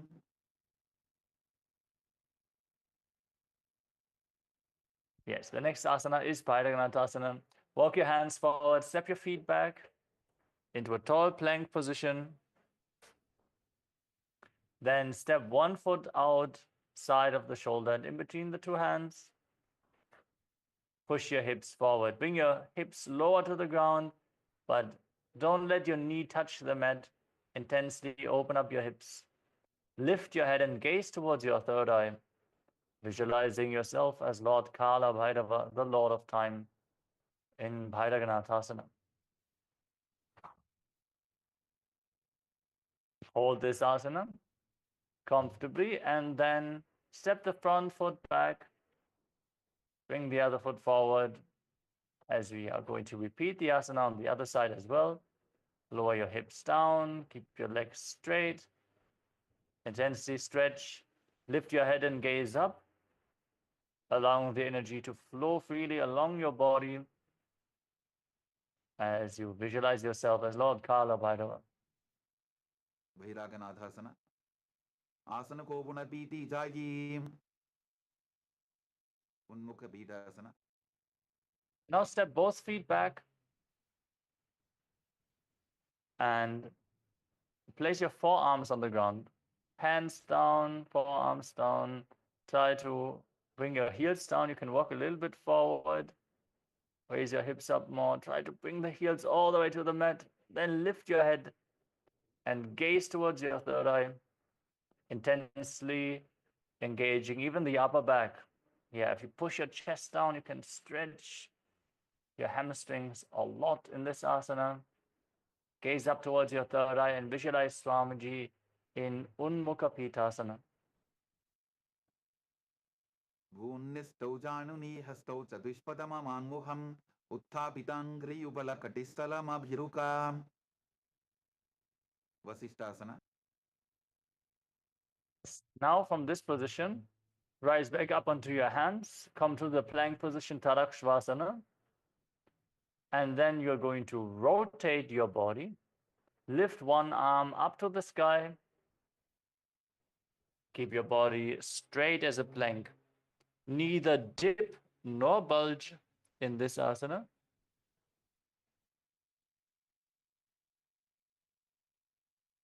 Gaze up along the raised arm and visualize yourself as sage Vashishta in Vashishthasana.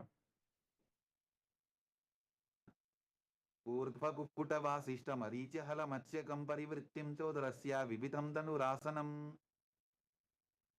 Vasishthasana. Yes, now rotate your body to the other side. Place the other palm on the mat, just beneath your shoulders. Extend the other arm up to the sky. Body straight as a plank, gazed up along the raised arm, and visualize Sage Vashishta. Urdhvakukkutavasishta marichahala matsyakam parivrittim chodarasya vividham dhanurasanam. Anjaniyasana. Now relax. Come to a seated position with your legs extended forward. Bring your hands underneath the buttocks, the palms facing upwards, elbows close to your body. Fix your gaze at the tip of your nose and lock your throat in Jalandhara Bandha. Internally, we're going to chant the next japa of the sequence, Mahasada-shivoham, and visualize yourself as Lord Hanuman in Anjani Asana. Dobu karki ubay hateli koravarli may leveli so agane bhuparidashe mahane anguli milirashe. Paschimottanasana. Now, with your legs extended forward, we're going to keep our hands in Prana Mudra and catch our big toes. Lean forward and down. If you cannot reach the feet, it is okay. If you can reach your feet, pull yourself forward and down. Try to bring your head all the way to the knees. In between the knees, if you can, engage Mahamudra Bandha. Contract the perineal floor.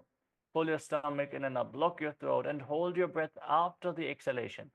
Rechaka Kumbhaka means exhaling slowly and deeply. And at the end of the exhalation, hold your breath for as long as possible, comfortably. When you're not able to hold your breath, inhale slowly. Keep the breath slow and steady and hold your breath after the exhalation. Visualize Swamiji in Paschimottanasana.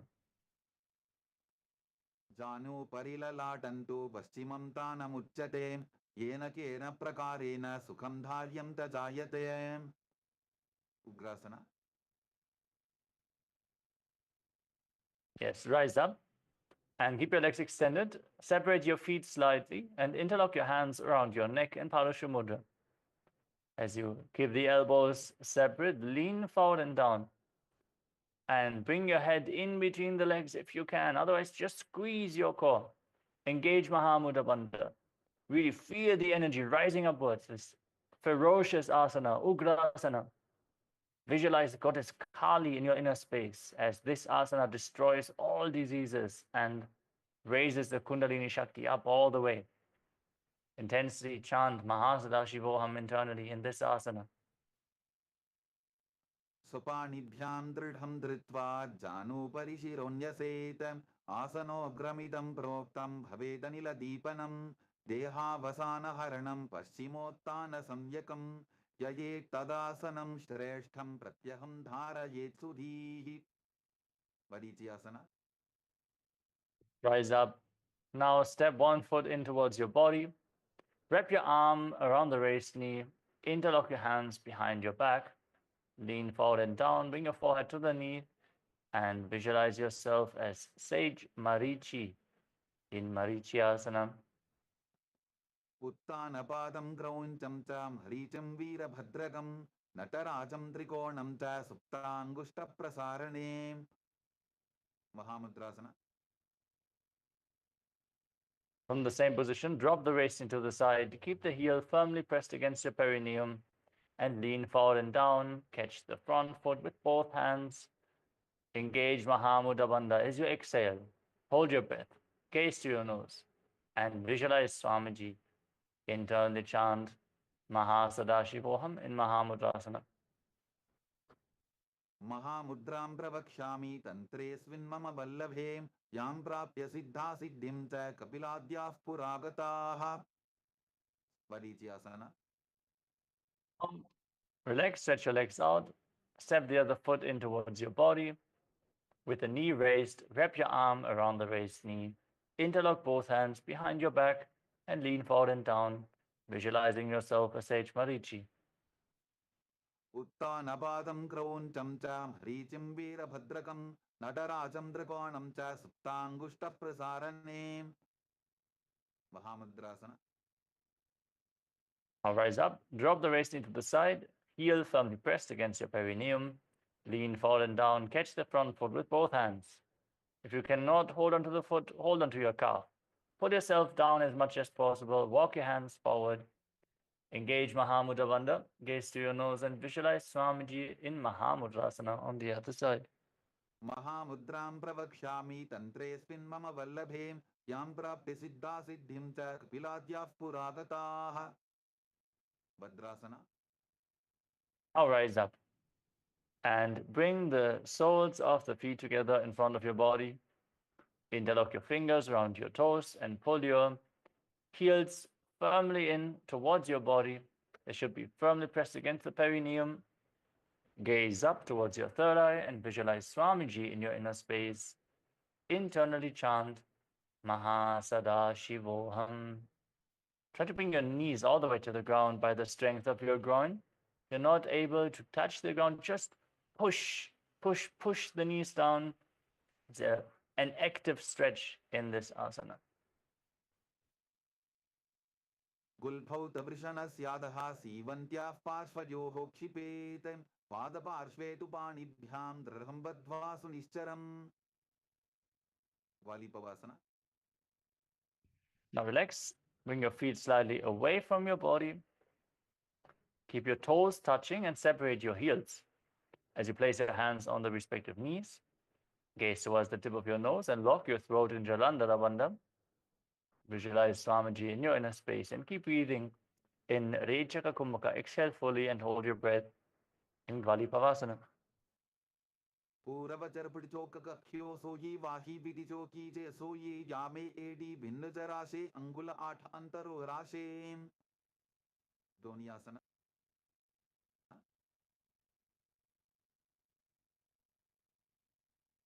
Now bring your feet in closer towards your body with the soles of the feet together. Hold onto the soles of the feet with all 10 fingers. Lean forward and down. Place your elbows on the ground and your forehead on the mat or on the feet, whatever is possible for you. You can bring your chest on your feet as well, making yourself as flat as possible. Gaze to your nose and visualize the Yoni Mandala, the visual representation of Devi Paramashiva Shakti, which you can see projected in the top right corner of your screen right now. दोगो पगदली संपुट करे AD मेड़ के ढिंग दरे अर्ध हाथ को अंतर राशे लीलाट पकथलियां उपरदाशे बिडकी पवसना. Now extend your feet away from the body, heels together, toes apart. Extend your arms out wide to the side and lean forward and down. Place your forehead on the ground behind the heels. Push your chest forward. Bend from the waist. Gaze to your nose and visualize Swamiji in your inner space. पूरव विधि परिपगथली संपुट शोल एडी मिली राशे सिद्ध समाधि आसना. Now bring your feet back in towards your body and scoop your hands below the shins. Keep your palms facing up and pull yourself down as much as possible. Try to touch your toes against your throat and your nose to the mat or your forehead, if whatever is possible for you. Just pull yourself down, gaze to the nose, and visualize Lord Surya in your inner space. दोगो पगदरी संपुट करे सोले मेढ़ आगा मेधरे अंगुल 8 अंतरो राशे AD को ऐसे विदिताशे चिन्ह की पवसना. Now, with the soles of the feet together, bring your heels firmly against your perineum. Hold on to the soles of the feet and open them up like a book. Back of the hands on the ground, elbows on your thighs, pushing them down towards the mat. Keep your back straight. Gaze towards your nose and visualize Swamiji in your inner space. दोगो पका की AD धरती मदिवा मेढ़ रगावे server चौकासना. Place your hands on the respective knees. Keep your soles of the feet together and push your knees to the mat. Open up your groin. Intensely stretch with your hands as a support. Pull your stomach in and up and gaze towards your third eye as you visualize Swamiji in Charapata Chokasana. दोगो पगदली संपुट धारे आबा ने कैजारे पसारे गोड़ा भूसो लगता राशे हाथ दोगो गोड़ा परिदाशे भैरवासना. Now you're going to rotate your feet, raise your heels off the ground, bring the toes down to the mat, intensely twisting your legs, placing your knees on the ground, hands on top of the knees in Bindu Mudra with index fingers and thumbs together. Pull your stomach in and up, gaze towards your third eye and visualize yourself as Lord Kala Bhairava in this intense asana, Bhairavasana. गुल्फो संपीड्य जान योन्यम विक्रमेनोतितं शनैः जान्वो पार्श्वगतौ हस्तौ दण्डवद् भैरवासनम् समानासना. Relax, free your legs and keep one heel against your perineum. Then lift the other foot up with the support of both hands. Pull the sole of the foot against your chest, opening up your hips. Contract the perineal floor and hold your breath in Rechaka Kumbhaka as you gaze to your third eye. Visualize Swamiji in Samanasana. समानासनमावक्ष्ये सिद्धमन्त्रादि साधनात् एकपादमरो दत्वा गुह्योऽन्यलिङ्गवत्रके उपानासना. Now lift that same leg over top of the respective shoulder. Then keep your hands on the ground at the side of your body for support and extend the opposite leg forward and up straight. Raise the foot up, try to get at a 45-degree angle. Gaze to your third eye and visualize Swamiji in Apanasana. केवलं पादमेकञ्च स्कन्धे चारोपे यत्ततः एकपादेन गगने तिष्ठे तदण्डवत्रभोन् समानासना. Now relax, exchange the position of your feet. Bring the other heel against your perineum and the opposite foot against your chest. Gaze up towards your third eye. Visualize Swamiji as you repeat Samanasana on the other side. समानासनमावक्ष्ये सिद्धमन्त्रादि साधनात् एकपादमरो दत्वा गुह्योऽन्यलिङ्गवत्रके अपानासना.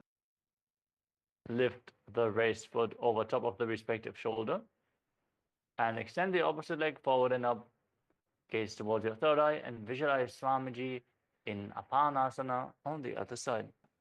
केवलं पादमेकञ्च स्कन्धे चारोप्य यत्ततः एकपादेन तदने तिष्ठे तदण्डवत्रभो Vomkhasana. Now stack your knees in front of your body. Bring your heels outside opposite hips and interlock your fingers in Parashva Mudra, placing them on top of the knees. Gaze towards the tip of your nose and keep your teeth together. Press your tongue up against the palate of your mouth and hiss through your teeth on the inhalation. Exhale through your nose. This is Shitkari Kumbhaka. Internally chant the new japa Om Nidyanandoham as you visualize the face of a cow in Gomukhasana, the cow face posture. Savye Dakshinabulfanto Prishtaparshvin Yozayetem Dakshine Pitata Sadyam Gomukham Yatham. Anasuyasana. Bring your hands into Prana Mudra and catch your big toes. Pull your stomach in and up after each exhalation in Uddiyana Bandha. Gaze to your nose and visualize yourself as Rishika Anasuya in Anasuyasana. दक्षिण कोटो नीचो ठाने बाबोता के ऊपर आने घोड़ा संधि मिलावे भारी आडा पद बुनिदे संधि पसारी Anusuyasana 2.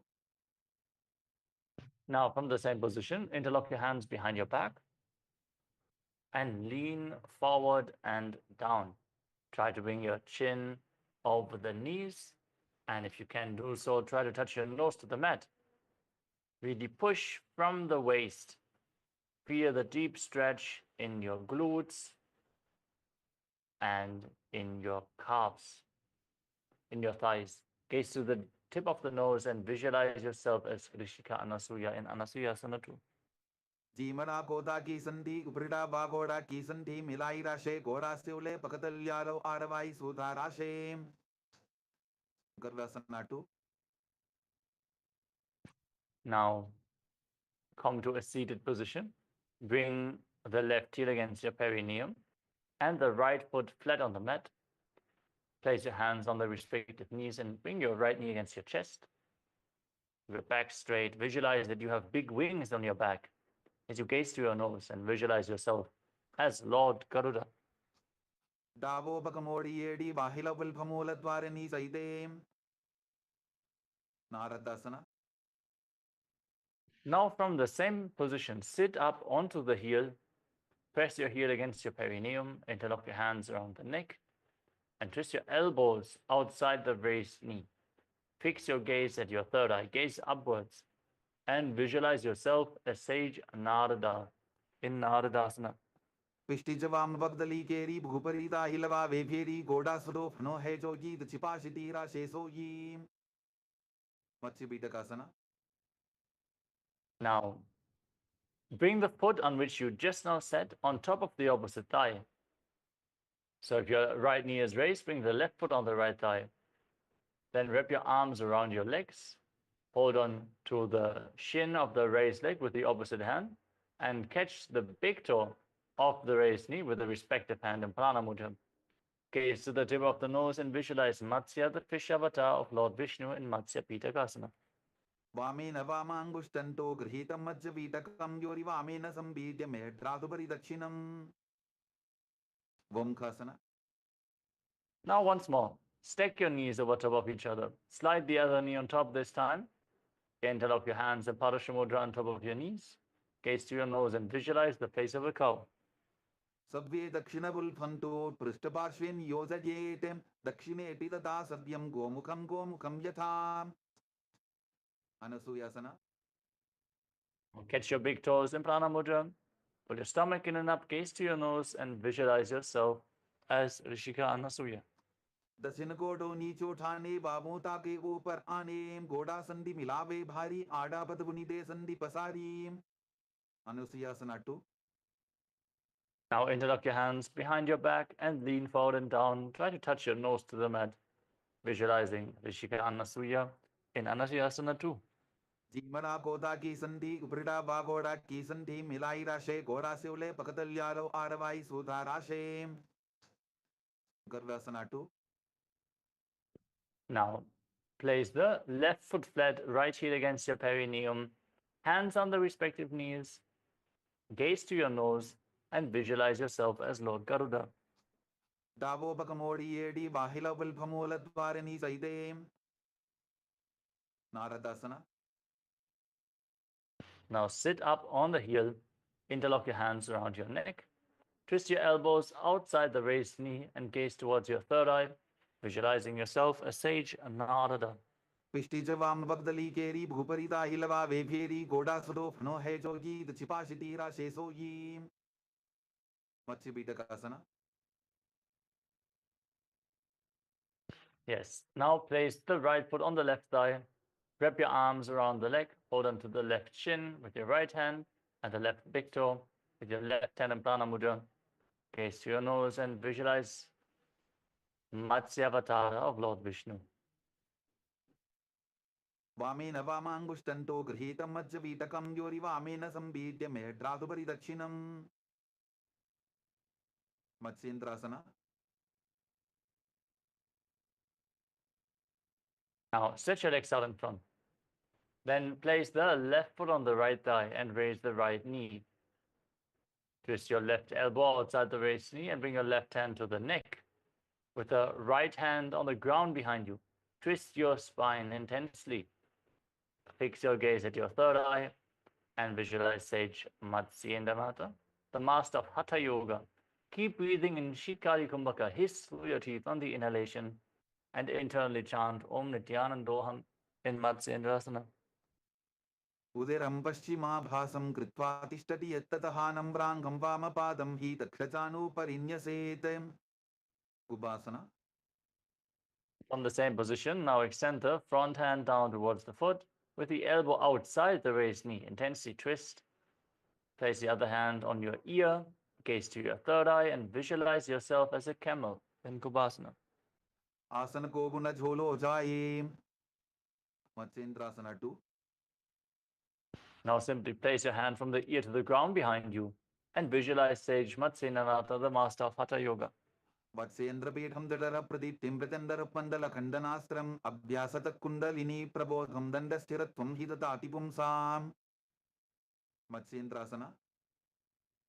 Now extend your legs out in front. Shake your legs out and then place the right foot on the left thigh. Raise the left knee.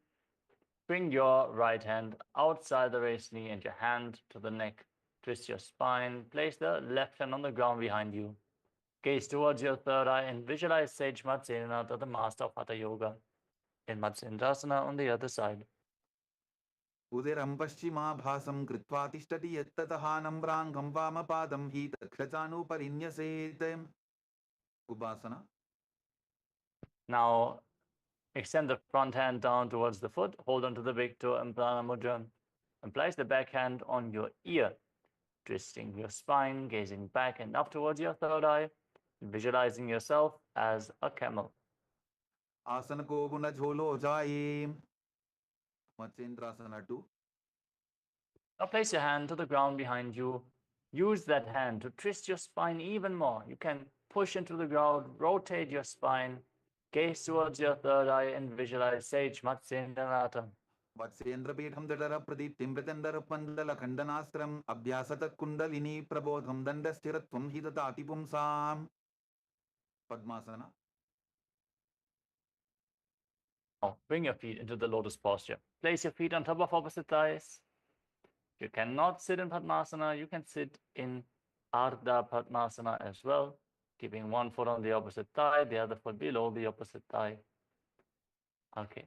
Once you enter Padmasana, place your hands on the respective knees. Engage Mahamudra Bandha or Bandhas. Contract the perineal floor. Pull your stomach in and up and lock your throat. As we are now breathing in Shitali Kumbhaka. Roll up your tongue and stick it out of the mouth slightly. Inhale through the tongue like a tube and exhale through your nose. Gaze to the nose as you visualize yourself as Lord Shiva, internally chanting the new japa Om Nityananda Mahasada-shivoham in Padmasana. Asanam Dvedham Proktam Padmam Vajrasanam Tatha Urdhvo Rupaiche Dhatte Ube Padatale Yatha Padmasana 2. Now, from the same position, cross your arms in front of your body. Catch your big toes. In Prana Mudra, gaze to the tip of the nose and visualize Devi Paramashiva Shakti. Visualize Devi Parvati as you keep breathing through the rolled up tongue in Shitali Kumbhaka in Padmasana 2. उत्तानौ चरणौ कृत्वा ऊरु संस्थौ प्रयत्ततः ऊरु मध्ये तथोत्तानौ पानी कृत्वा तु तादृशो कुक्कुटासना. Now, from Padmasana, bring your hands through the legs and place them on the mat. As you keep your hands on the ground, push them into the mat, lean forward, pull your knees up towards your chest, raise your entire body off the ground and balance on your arms. Calmly breathe through your nose and visualize yourself as a rooster in Kukkutasana. पद्मासनं सुसंस्थाप्य नान्वोरोरन्तरे करो निवेश्य भूमावासिष्ठे व्योमस्थः कुक्कुटासनः. बद्धकेकी आसना. Now, from Padmasana, rise up to your knees. Place your palms on the ground in front of you with the fingers pointing towards your body. Then bend your elbows in towards your navel. Engage your abs. Lean forward onto your elbows. Find balance and lift your knees off the ground. Balance on your arms. Visualize Swamiji and breathe calmly in Baddha Kekiasana. धरामवष्टभ्यकरत्वेन तत्कूर्परिस्थापितानाभि पार्श्वः उच्चासनो दण्डवदुत्थितर्खेमायुरमेतत्र वदन्ति पीठं मयूरं पद्मकं कुर्यात् बद्धकेकीति कथ्यते. Mayurasana. Now come to a kneeling position. Free your legs from Padmasana. And as in the previous asana, we're going to place our palms on the mat, fingers pointing towards our body. Bring your elbows against your navel. Lean forward and down and straighten your legs. Lift them off the ground. Balance on your arms with your legs straight, but visualizing yourself as a beautiful peacock in Mayurasana, the peacock pose. अथ वक्ष्ये महादेव मयूरासनमुत्तमं भूमौ निपात्य हस्तौ द्वौ कूर्परोपरि देहकम्. Makarasana. Relax. After these intense two asanas, lay down on your stomach, place your forehead on the ground, and interlock your hands around your neck in Parasha Mudra. Now rotate your feet so the toes are pointing outwards and your heels should be touching the mat. If you separate your legs, it will be easier. If you bring your heels closer together, the stretch will be intensified in your hips. Now visualize yourself as a crocodile in Makarasana. अध्यासशेदे हृदयं निधाय भूमौ च पादौ च प्रसाद्यमानो शिरश्च धृत्वा करदण्डयुग्मे देहाग्निकारं मकरासनं तत्. Salabhasana. Now place your palms on the ground at the side of your shoulders. Remain laying on your stomach. Then lift your legs off the ground completely, including your knees. Hold this position. Engage your lower back. Visualize yourself as a locust in Shalabhasana. अध्यासशेदे करयुग्मवक्षो भूमिमवष्टभ्यकरयोस्तलाभ्यां पादौ च शून्ये च वितस्ति चोर्ध्वं वदन्ति पीठं शलभं मुनीन्द्राः. पुष्परासना. Now, laying on your stomach, bend your knees and catch your feet with your respective hands. Pull them down towards your buttocks, and if you can, pull them outside your hips all the way to the ground. Try to push your feet down as much as comfortable for you. If it's not possible to reach the ground, don't worry. If you practice this asana consistently, naturally your range of motion will increase. Protect your knees, visualize yourself as a camel, and breathe calmly in Sahaja Kumbhaka in Ustrasana. अध्यासशेदे पदयुग्मव्यस्तं पृष्ठेडिदायापि धृतं कराभ्याम् आकुञ्चयेत् सम्यक् उदरासेवाढमुष्प्रञ्च पीठं योगिनो वदन्ति. Dhanurasana. Now, as you lay on your stomach and hold your feet with both hands, kick your legs back and up, lift your head and chest, and gaze up towards your third eye. Visualize yourself as Pinaka, Lord Shiva's bow. In Dhanurasana, gaze towards your third eye.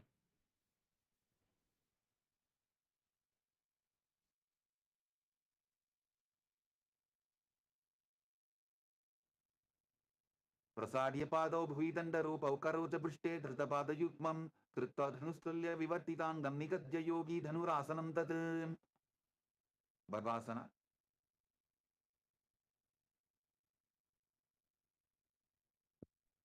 Now relax. Come to a kneeling position. Sit in between the heels with the toes touching behind your back. Keep your hands on your thighs. Gaze up towards your third eye and breathe calmly and deeply. Catch your breath as you visualize Swamiji in your inner space. Internally chant the final japa of the sequence. Om Nityananda Paramashivoham in Bhagasana. उल्टा मोड़ी बावतो वैसे बहुरोचुविधि करे एक ऐसे पावन महिला बुल्पुस होवु कुलापाशितीला वेसोवु गोहियासना. Now place your forearms on the ground, elbows shoulder width apart. We're going to enter into another inverted posture. Actually, two inverted postures in a row. First, place your forearms on the ground, then interlock your fingers. Place your head on the ground and support it with your hands. Raise your hips. Straighten your legs, walk your feet forward. Lift them off the ground, then bend your knees in towards your chest. Try to squeeze your body into a ball, touching your knees to your chin. Gaze to the nose and visualize Swamiji in your inner space in Gohi Asana. दोवो हाथ की कमनी जोगी पुनिह कलाई जाने दोगी शीर्षासना.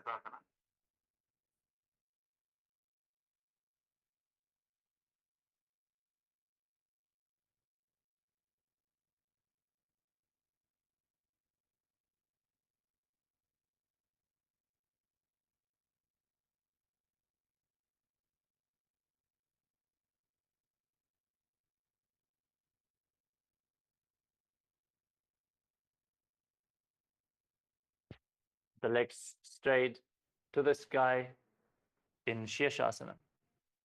विपरीतं मण्डलं तद्विधैव विदितं हिनः दण्डासनं दिदा प्रोक्तं विपरीतोपवेशने कोड्यासना.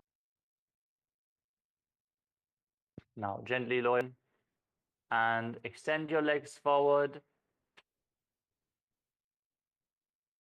Now hold on to your calves and start pulling your stomach in and up intensely.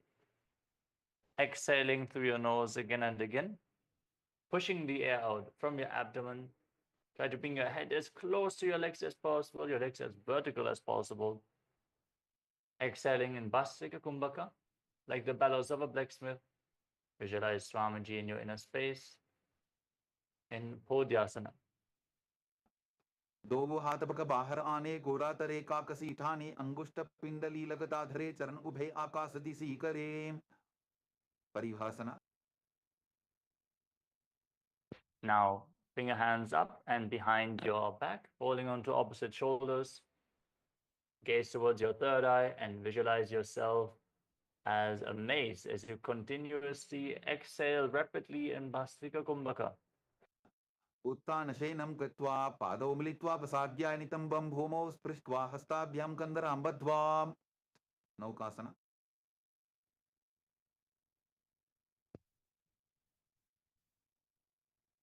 Now place your hands flat on the ground at the side of your body and raise your legs up.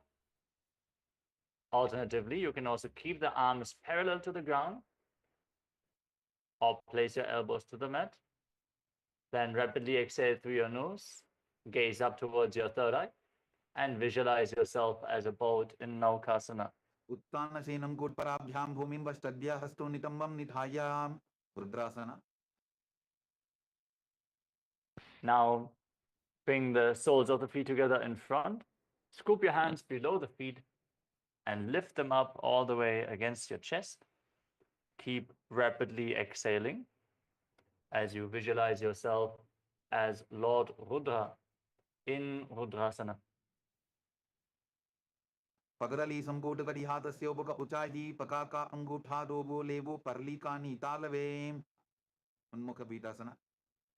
Yes, relax. You can breathe calmly now. Lay down on your back with the soles of the feet flat on the mat, your palms on the ground just behind the heels. Then push your hips off the ground, lock your throat, hold your breath firmly, forcefully in Mocha Kumbhaka as long as possible. Bring the prana into the Sushumna Nadi, the central Nadi of the spine. Gaze to the tip of the nose and visualize Swamiji in Unmukha Pitasana too.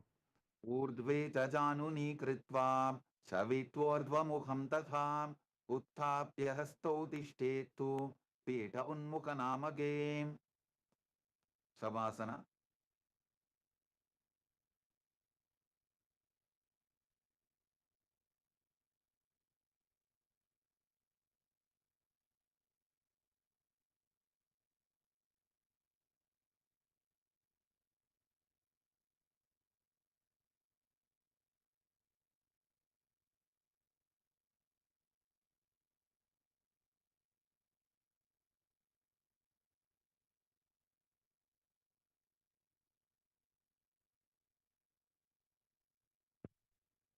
Lay flat on your back with your hands at the side of the hips, palms facing up.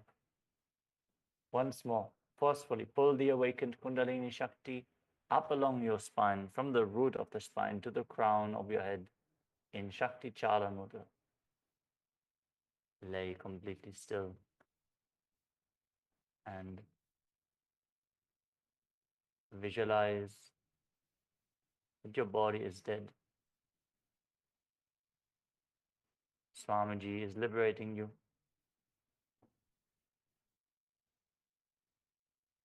Internally chant the Mahavakya. Om Nityananda Paramashivoham.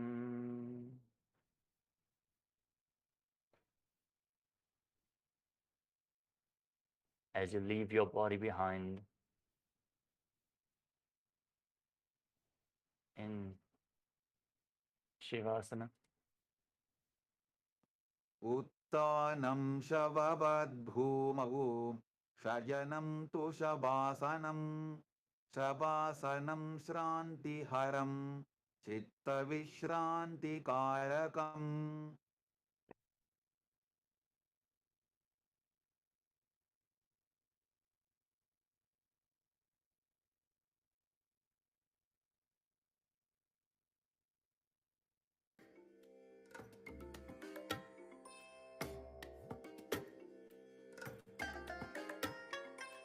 I bless you all.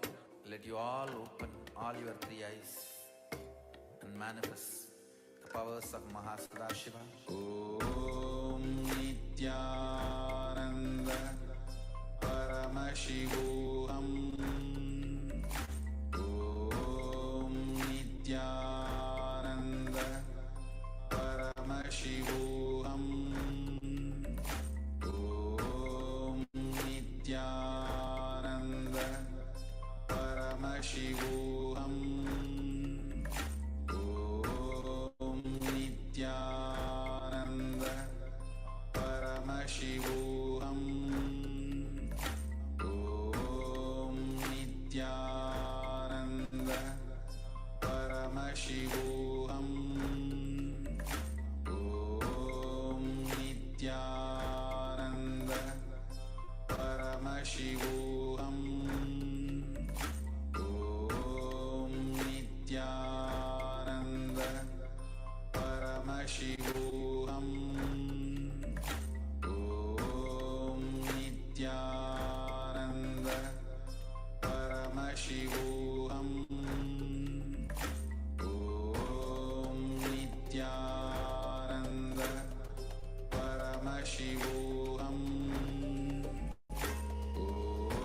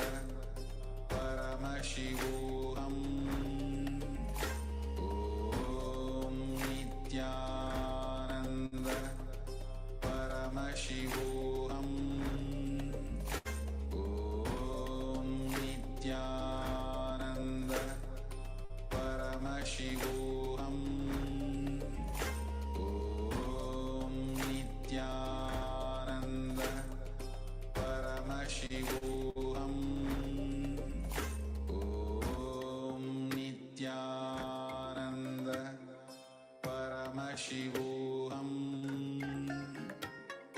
Om Nityananda Paramashivoham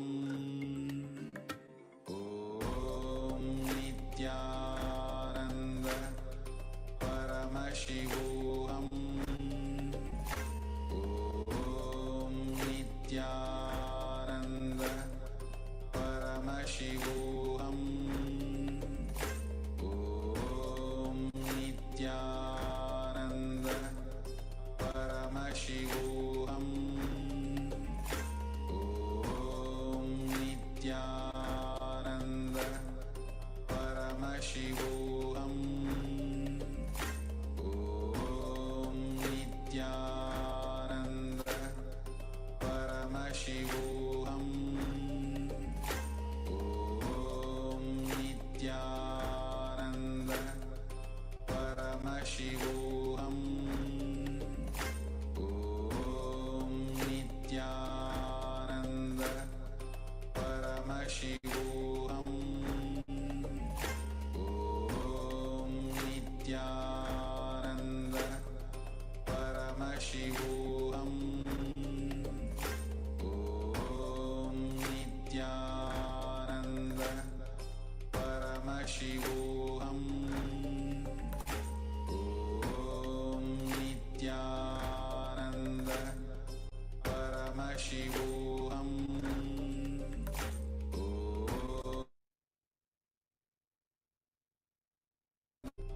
Paramashivoham Om Nityananda Paramashivoham Om Nityananda Paramashivoham Om Nityananda Paramashivoham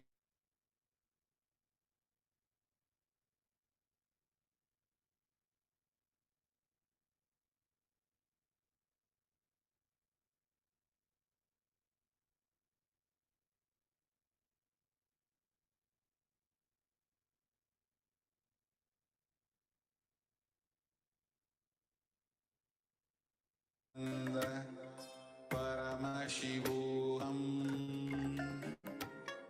Om Nityananda Paramashivoham Om Nityananda Paramashivoham Om Nityananda Paramashivoham Om Nityananda Paramashivoham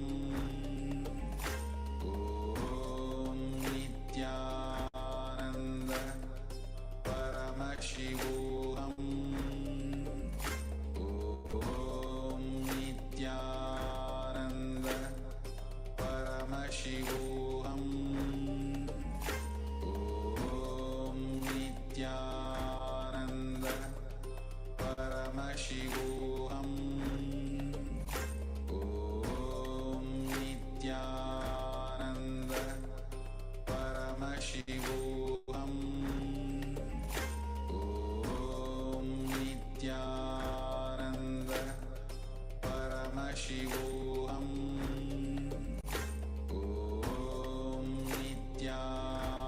Om Nityananda Paramashivoham Om Nityananda Paramashivoham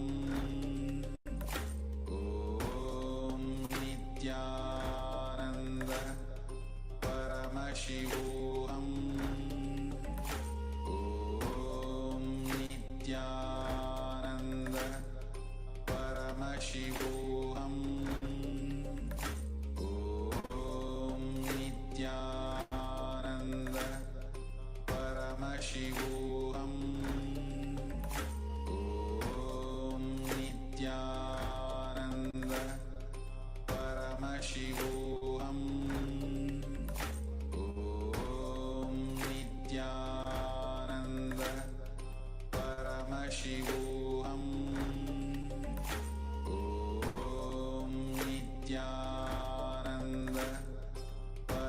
Paramashivoham Om Nityananda Paramashivoham Om Nityananda Paramashivoham Om Nityananda Paramashivoham Om Nityananda Paramashivoham Om Nityananda Paramashivoham Om Nityananda Paramashivoham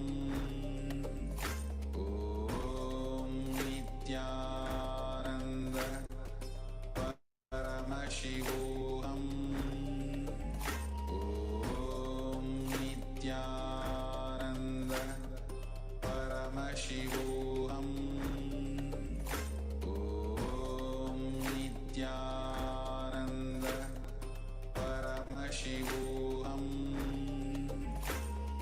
Om Nityananda Paramashivoham Om Nityananda Paramashivoham Om Nityananda Paramashivoham Om Nityananda Paramashivoham Om Nityananda Paramashivoham Om Nityananda Paramashivoham Om Nityananda Paramashivoham Om Nityananda Paramashivoham Om Nityananda Paramashivoham Slowly, very slowly, start to wiggle your fingers and toes, your wrists and your ankles. Move your arms and your legs. Fully return to your physical body. Shake your arms and legs. Pull your knees up towards your chest and circle them with your arms. Squeeze your body into a ball and rock it from side to side. Slowly return to a comfortable seated position. Congratulations, you completed the Pratama Vinyasa Krama of Kailasa's Nityananda Yoga. We invite all the participants to share your experiences. Any questions you might have, you can share them here in the Zoom chat. Feel free to ask any of your questions. And I'm going to be here just for a few moments.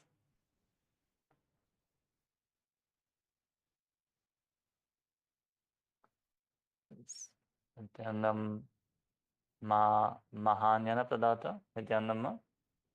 If you have any questions or doubts about any of the components, any of the asanas, do let us know. We also invite other YouTube viewers.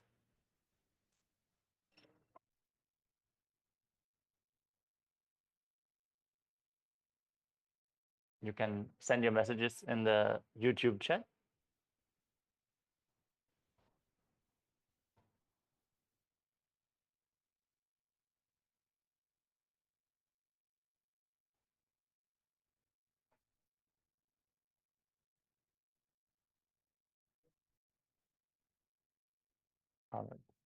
We'll also be available throughout the day.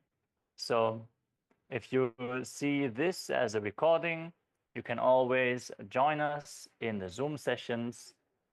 That's the best way to experience this program.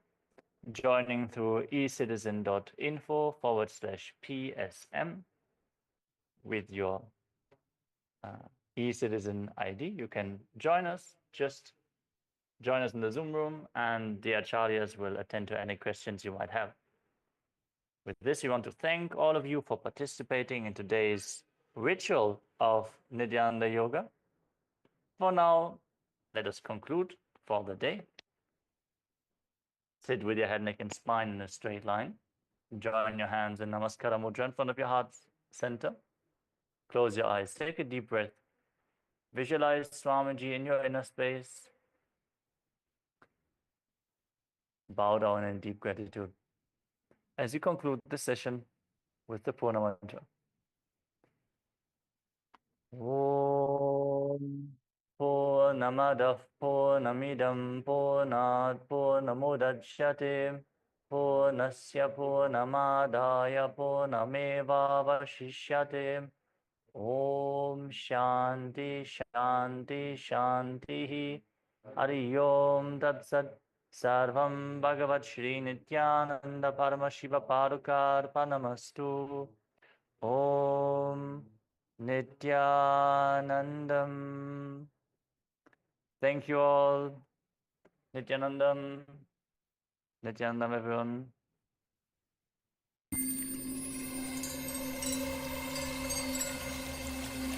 I welcome you all with my love and respect. Let you all open all your three eyes. Om Nityananda Paramashivoham.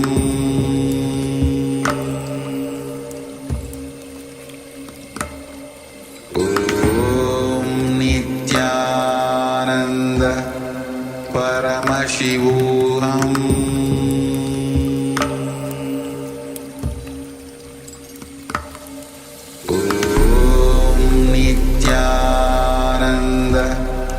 Paramashivoham.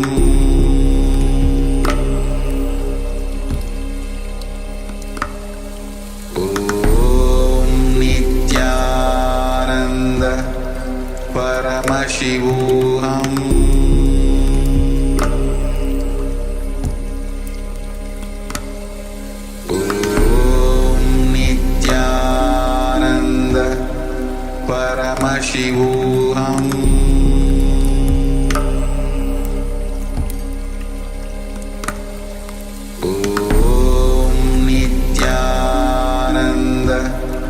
Paramashivoham.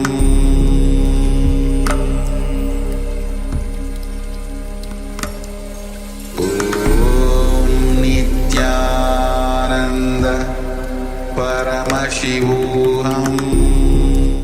For this Shivaratri, meditate on this light, intense light, which makes you feel very pleasant in the body, and that heat which is very pleasant. And I tell you, when you meditate on this light and this heat pleasant, you just lose sleep on that Shivaratri night. You become awake. That is what is the real context of not sleeping on that night.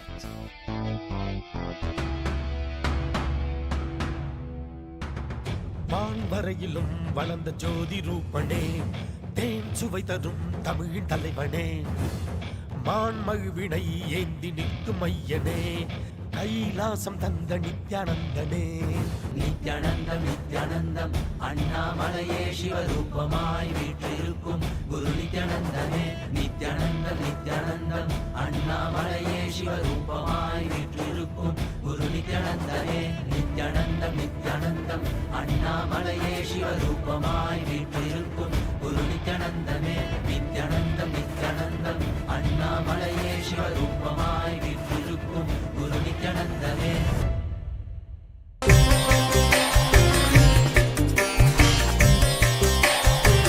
Imagine 6 incidents of Subramanya is celebrated throughout the year as 6 festivals.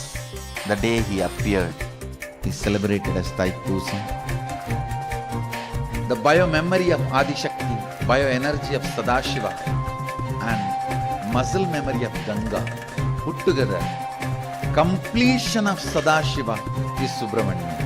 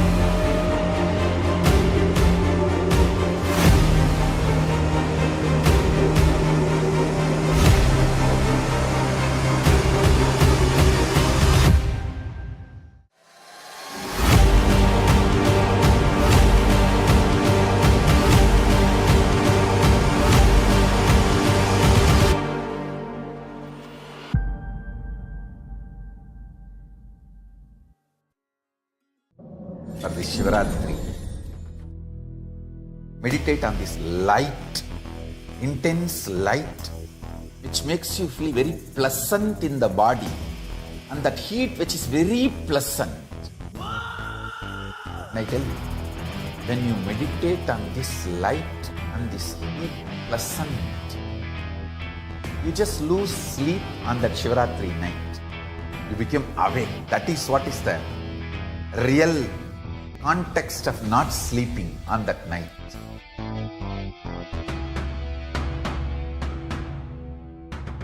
வான்வரையிலும் வளர்ந்த ஜோதி ரூபனே, தேன் சுவை தரும் தமிழின் தலைவனே, மான்மழுவினை ஏந்தி நிற்கும் ஐயனே, கைலாசம் தந்த நித்யானந்தனே. நித்யானந்தம் நித்யானந்தம் அண்ணாமலையே சிவரூபமாய் வீற்றிருக்கும் குரு நித்யானந்தனே. நித்யானந்தம் நித்யானந்தம் அண்ணாமலையே சிவரூபமாய் வீற்றிருக்கும் குரு நித்யானந்தனே. நித்யானந்தம் நித்யானந்தம் அண்ணாமலையே சிவரூபமாய் வீற்றிருக்கும் குரு நித்யானந்தனே. நித்யானந்தம் நித்யானந்தம் அண்ணாமலையே சிவரூபமாய் வீற்றிருக்கும் குரு நித்யானந்தனே.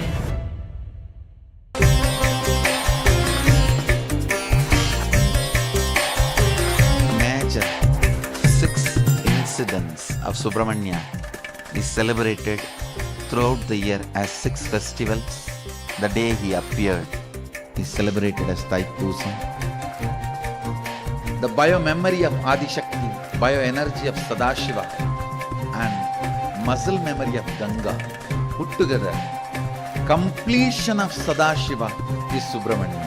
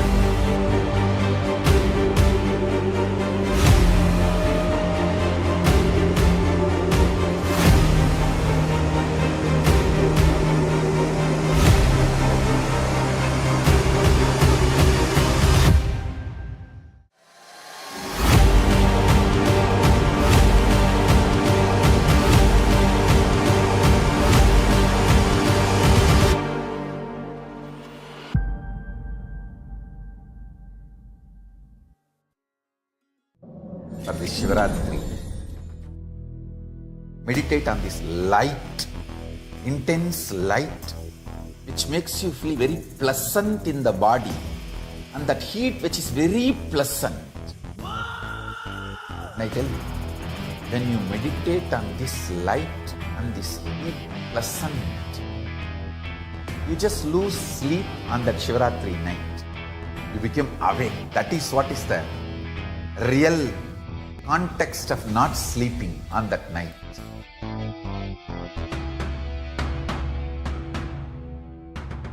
வான்வரையிலும் வளர்ந்த ஜோதி ரூபனே தேன் சுவை தரும் தமிழின் தலைவனே மான்மழுவினை ஏந்தி நிற்கும் ஐயனே கைலாசம் தந்த நித்யானந்தனே நித்யானந்தம் நித்யானந்தம் அண்ணாமலையே சிவரூபமாய் வீற்றிருக்கும் குரு நித்யானந்தமே நித்யானந்தம் நித்யானந்தம் அண்ணாமலையே சிவரூபமாய் வீற்றிருக்கும் குரு நித்யானந்தமே நித்யானந்தம் நித்யானந்தம் அண்ணாமலையே சிவரூபமாய் வீற்றிருக்கும் குரு நித்யானந்தமே நித்யானந்தம் நித்யானந்தம் அண்ணாமலையே சிவரூபமாய் வீற்றிருக்கும் குரு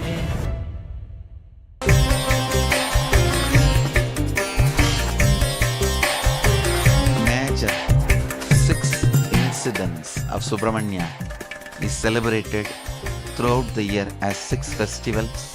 The day he appeared is celebrated as Thaipusam. The bio-memory of Adishakti, bio-energy of Sadashiva and muscle memory of Ganga put together, completion of Sadashiva is Subramanya.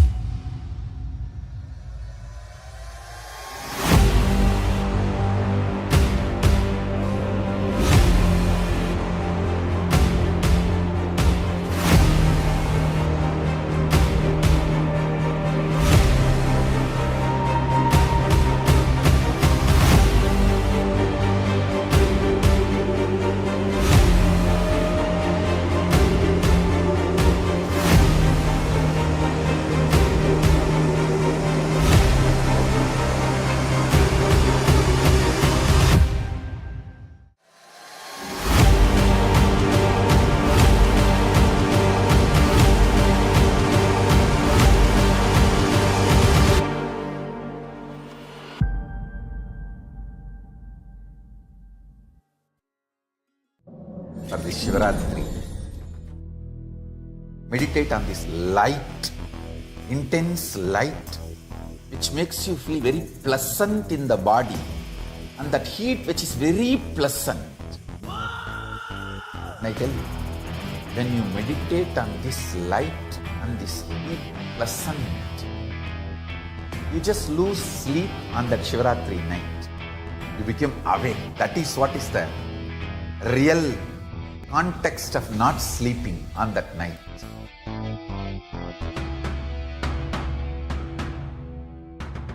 வான்வரையிலும் வளர்ந்த ஜோதி ரூபனே தேன் சுவை தரும் தமிழின் தலைவனே மான்மழுவினை ஏந்தி நிற்கும் ஐயனே கைலாசம் தந்த நித்யானந்தனே நித்யானந்தம் நித்யானந்தம் அண்ணாமலையே சிவரூபமாய் வீற்றிருக்கும் குரு நித்யானந்தமே நித்யானந்தம் நித்யானந்தம் அண்ணாமலையே சிவரூபமாய் வீற்றிருக்கும் குரு நித்யானந்தமே நித்யானந்தம் நித்யானந்தம் அண்ணாமலையே சிவரூபமாய் வீற்றிருக்கும் குரு நித்யானந்தமே நித்யானந்தம் நித்யானந்தம் அண்ணாமலையே சிவரூபமாய் வீற்றிருக்கும் குரு நித்யானந்தமே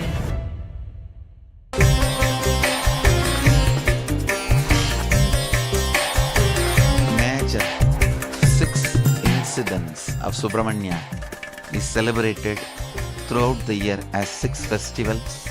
The day he appeared is celebrated as Thaipusam.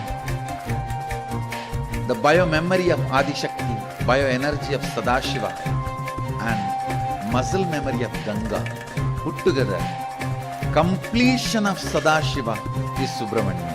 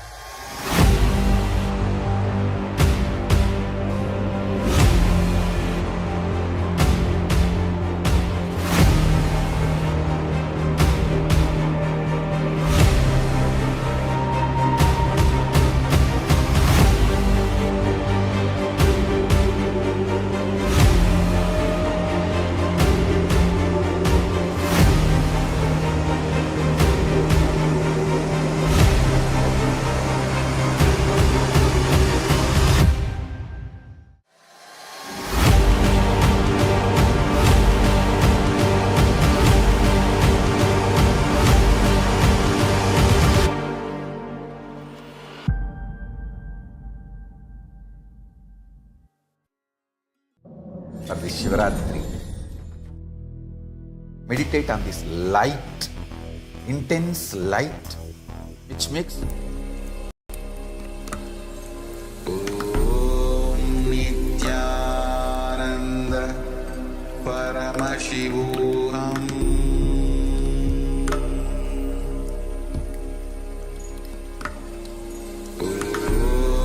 Nityananda Paramashivoham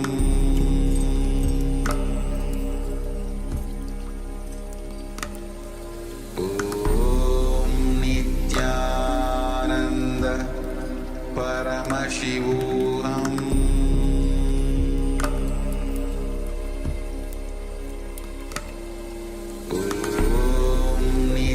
Nityananda Paramashivoham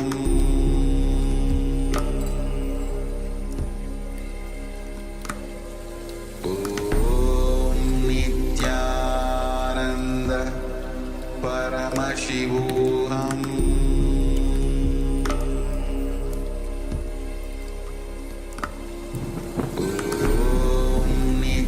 Nityananda Paramashivoham नित्यानन्दं परमसुखदं केवलं ज्ञानमूर्तिं द्वन्द्वातीतं गगनसदृशं तत्त्वमस्यादिलक्ष्यम् एकं नित्यं विमलमचलं सर्वधी साक्षिभूतं भावातीतं त्रिगुणरहितं सद्गुरुं तं Namami. Nityanandam, all of you, and what a wonderful day today, as today is Vijaya Dashmi. Navratri is ending today, and what an auspicious occasion that Swamiji has given darshan so early, and especially when so much of initiate, so much of people actually wanted to take sannyas, and so many people have taken initiation today into sannyas. So, and on this auspicious occasion, today is the end of Navaratri, a beautiful celebration, and uh, all of us have witnessed various temples across the world have joined for this celebration of Navaratri, celebrating with Kailasa. And all over the world, as Navaratri, people have been waiting for the sannyas every day. People have been joining for the sannyas and sannyas initiation. And finally, today also, a lot of people got initiated into sannyas. And so, with this, as we just received the darshan and the energy that we are involved with. It's time that we start manifesting the powers of Paramashiva. Yes, so we'll be starting with the power of the third eye vision. So we request all participants, please take a moment and gather an eye band, or if you haven't got an eye band, any eye covering that you can cover your eyes, something that's opaque in nature that you can't see through. So requesting participants, just take a moment and gather an eye band or an eye covering, something to cover your eyes with. And shortly we'll be moving into the power manifestation itself. Yes. Meanwhile, let's enter into the Sas Pramana. The Sas Pramana for manifesting the powers of third eye. And the Pramana goes as Kapalantarmano yasya tishthanmilitalochanaha kramena manaso dharyat lakshaye lakshamuttamam. The translation of this verse goes as by fixing the mind on the inner space within the crown center and sitting stably without any movement, having the eyes closed. In succession, by that stability of the mind and the inner space, through the power of third eye, one directly sees the ultimate goal, Laksham, by having the vision beyond the sight that reveals any object or place, attaining the space of oneness with the source, Paramashiva. So let's get ready with the blindfold. Please cover your eyes. Yes, requesting participants now please cover your eyes. So put your eye bands on, eye coverings, anything that you are using to cover your eyes. Let us sit comfortably with our head, neck, and spine in a straight line. Invoke Swamiji in your inner space, in the Anandakanda region, just below your heart center. And feel Swamiji's love, compassion, and infinite wisdom and infinite grace radiating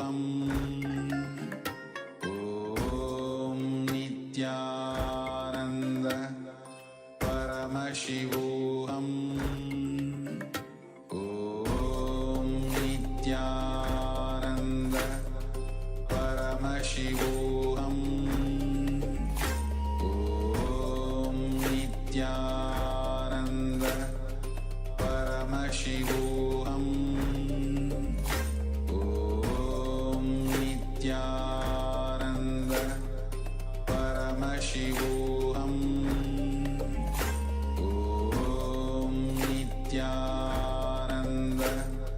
Paramashivoham Om Nityananda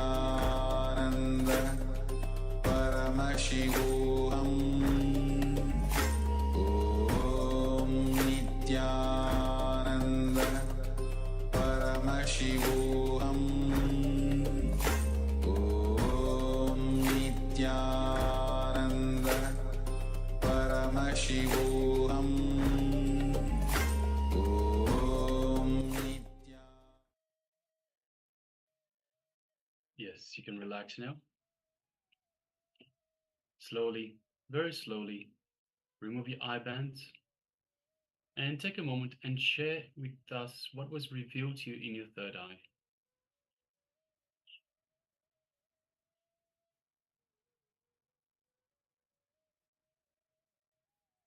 And all the Paramasham level 1 and Paramasham level 2, as both of us are joining us for this power manifestation. So you can share in the Zoom chat all the Paramasham level 1 and level 2 persons. You can share in the respective Zoom chats. And all the participants on YouTube, please share on the YouTube chat. We are manifesting the powers of third eye, seeing picture blindfolded. So any detail that you saw through your third eye, just share it, whether you heard it as a sound, you had you had some smell of something, you had some visualization, you had some imagination, or you had some images in front of you, or you just had something black. Take a moment to share what was revealed to you. And for those participants that are newer to the Paramashivoham program itself, the power manifestation occurs from the space of oneness, from the space of oneness with Paramashiva, the source of everything, and space of oneness with the Supreme Pontiff of Hinduism, with Swamiji himself, who is the embodiment of Paramashiva. So we do not engage the mind. We do not. So don't have any self-doubt. Whatever is being shown to you in your third eye, don't engage the mind. Don't have any thoughts. Don't have any self-doubt. Just anything you see, pen it down. Anything that you experience, pen it down.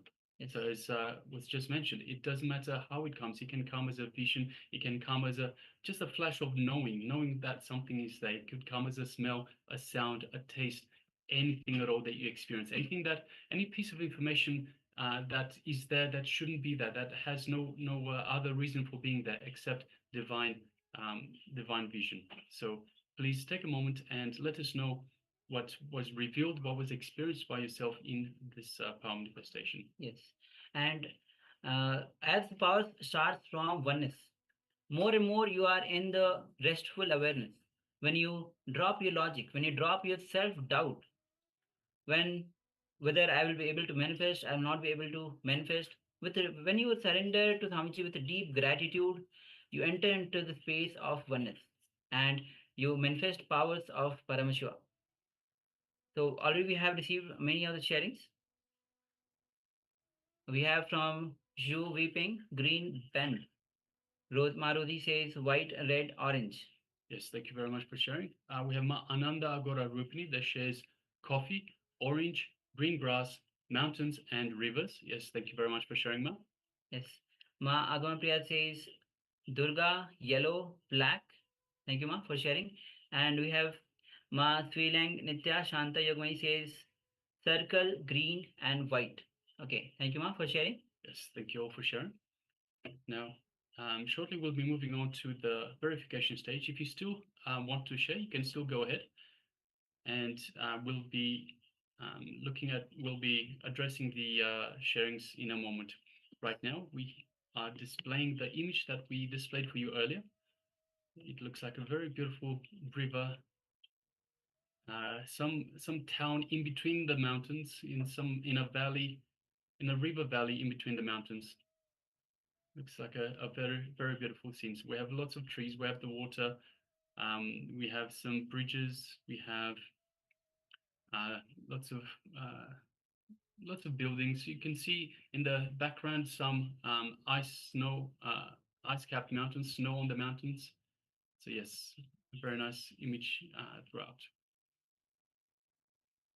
Yes. All right, so let us have a look. So Mark Shu Wei Ping says Green Bend. So the river itself has a bend in it, and there's lots of green. Even the water itself looks a little bit greenish. So yes, thank you very much for sharing, Ma, and congratulations for manifesting this vow. And Ma Rosie says white, red, orange. We definitely have the whites. If many of the buildings itself have the color white and red. So you just look at the top of the roof. Red, it's a little difficult. It's kind of more orange, maroon, and orange. We have the field. Field itself is kind of orange if you look at from here. Okay, thank you. Thank you, Ma, for sharing. Yes, Mananda Agora Rupini says coffee. There's no coffee, at least we don't see any coffee here. Orange, so there are shades of orange and maroon and brownish red. Green grass, we have a lot of green, and I think we can see some grass in there as well, some grassland. Mountains, definitely have mountains, and river, definitely have the river right in between the mountains. So congratulations, Ma, well done. Congratulations for manifesting this vow. Yes. And Ma Agamaria Priya says Durga, yellow and black. So we definitely have the black. Ma Durga, yellow, and definitely we have the yellow. Okay, thank you, Ma, for manifesting and sharing this.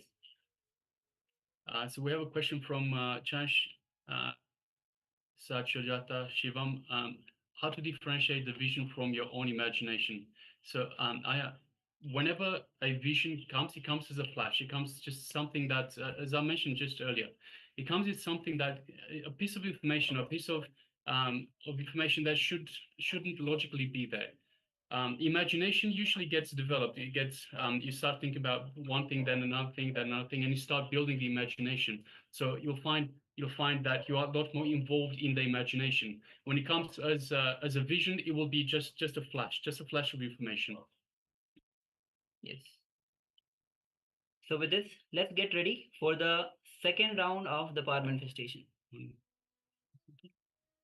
And we have Ma Shi Lang, who says circle, green and white. So definitely we had the greens, it's filled with green and white. And if you can see a little closer, even the tree shape, the curve, it is circle. So thank you, Ma. Ma Si Lang Ma Nitya Shanta Yogami Ma. Yes, thank you to all participants for taking part in this power manifestation. Let's go for the second round. So let's just all get ready and do it all again. So requesting once again, participants, sit comfortably with your head, neck, and spine in a straight line. Put on your eye bands. So if you haven't got an eye band, you can use any piece of cloth, anything that can cover your eyes, anything that is opaque in nature, such that you can't see through the cloth itself. So requesting participants, please put on your eye bands or any piece of cloth. Sit comfortably with your head, neck, and spine in a straight line. We sit with the head, neck, and spine in a straight line to allow for the Kundalini energy to flow freely.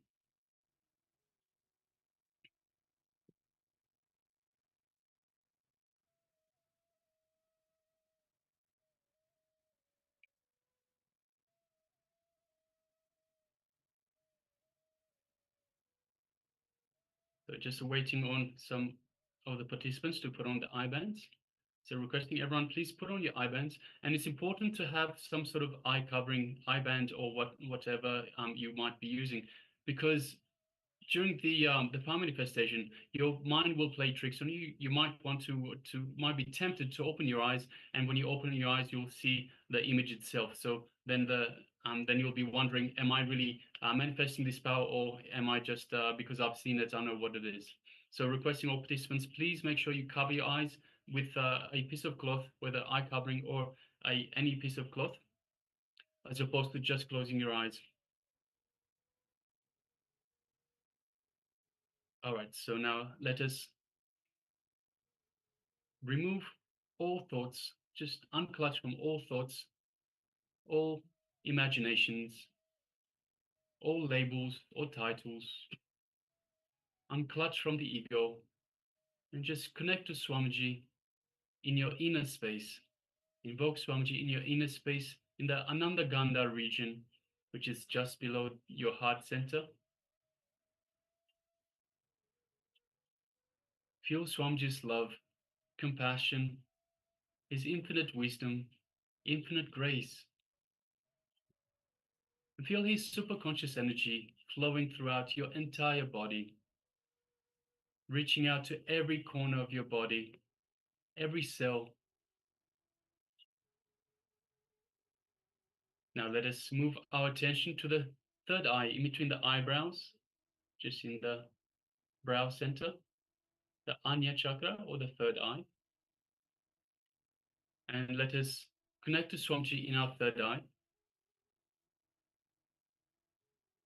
And let's start chanting the Mahavakya, the cosmic code word Swamiji has given us to connect to himself, to Swamiji, and connect to Paramashiva. Om Nityananda Paramashivoham. Om Nityananda Paramashivoham. Om Nityananda Paramashivoham. Continue chanting the Mahavakya. And from this space of oneness with Swamiji, let us manifest the power of third eye vision. The image is being displayed for you now. Please go ahead. Om Nityananda Paramashivoham. Om Nityananda Paramashivoham. Om Nityananda Paramashivoham. Om Nityananda Paramashivoham. Om Nityananda Paramashivoham. Om Nityananda Paramashivoham. Om Nityananda Paramashivoham. Om Nityananda Paramashivoham. Om Nityananda Paramashivoham. Om Nityananda Paramashivoham. Om Nityananda Paramashivoham. Om Nityananda Paramashivoham. Om Nityananda Paramashivoham. Om Nityananda Paramashivoham.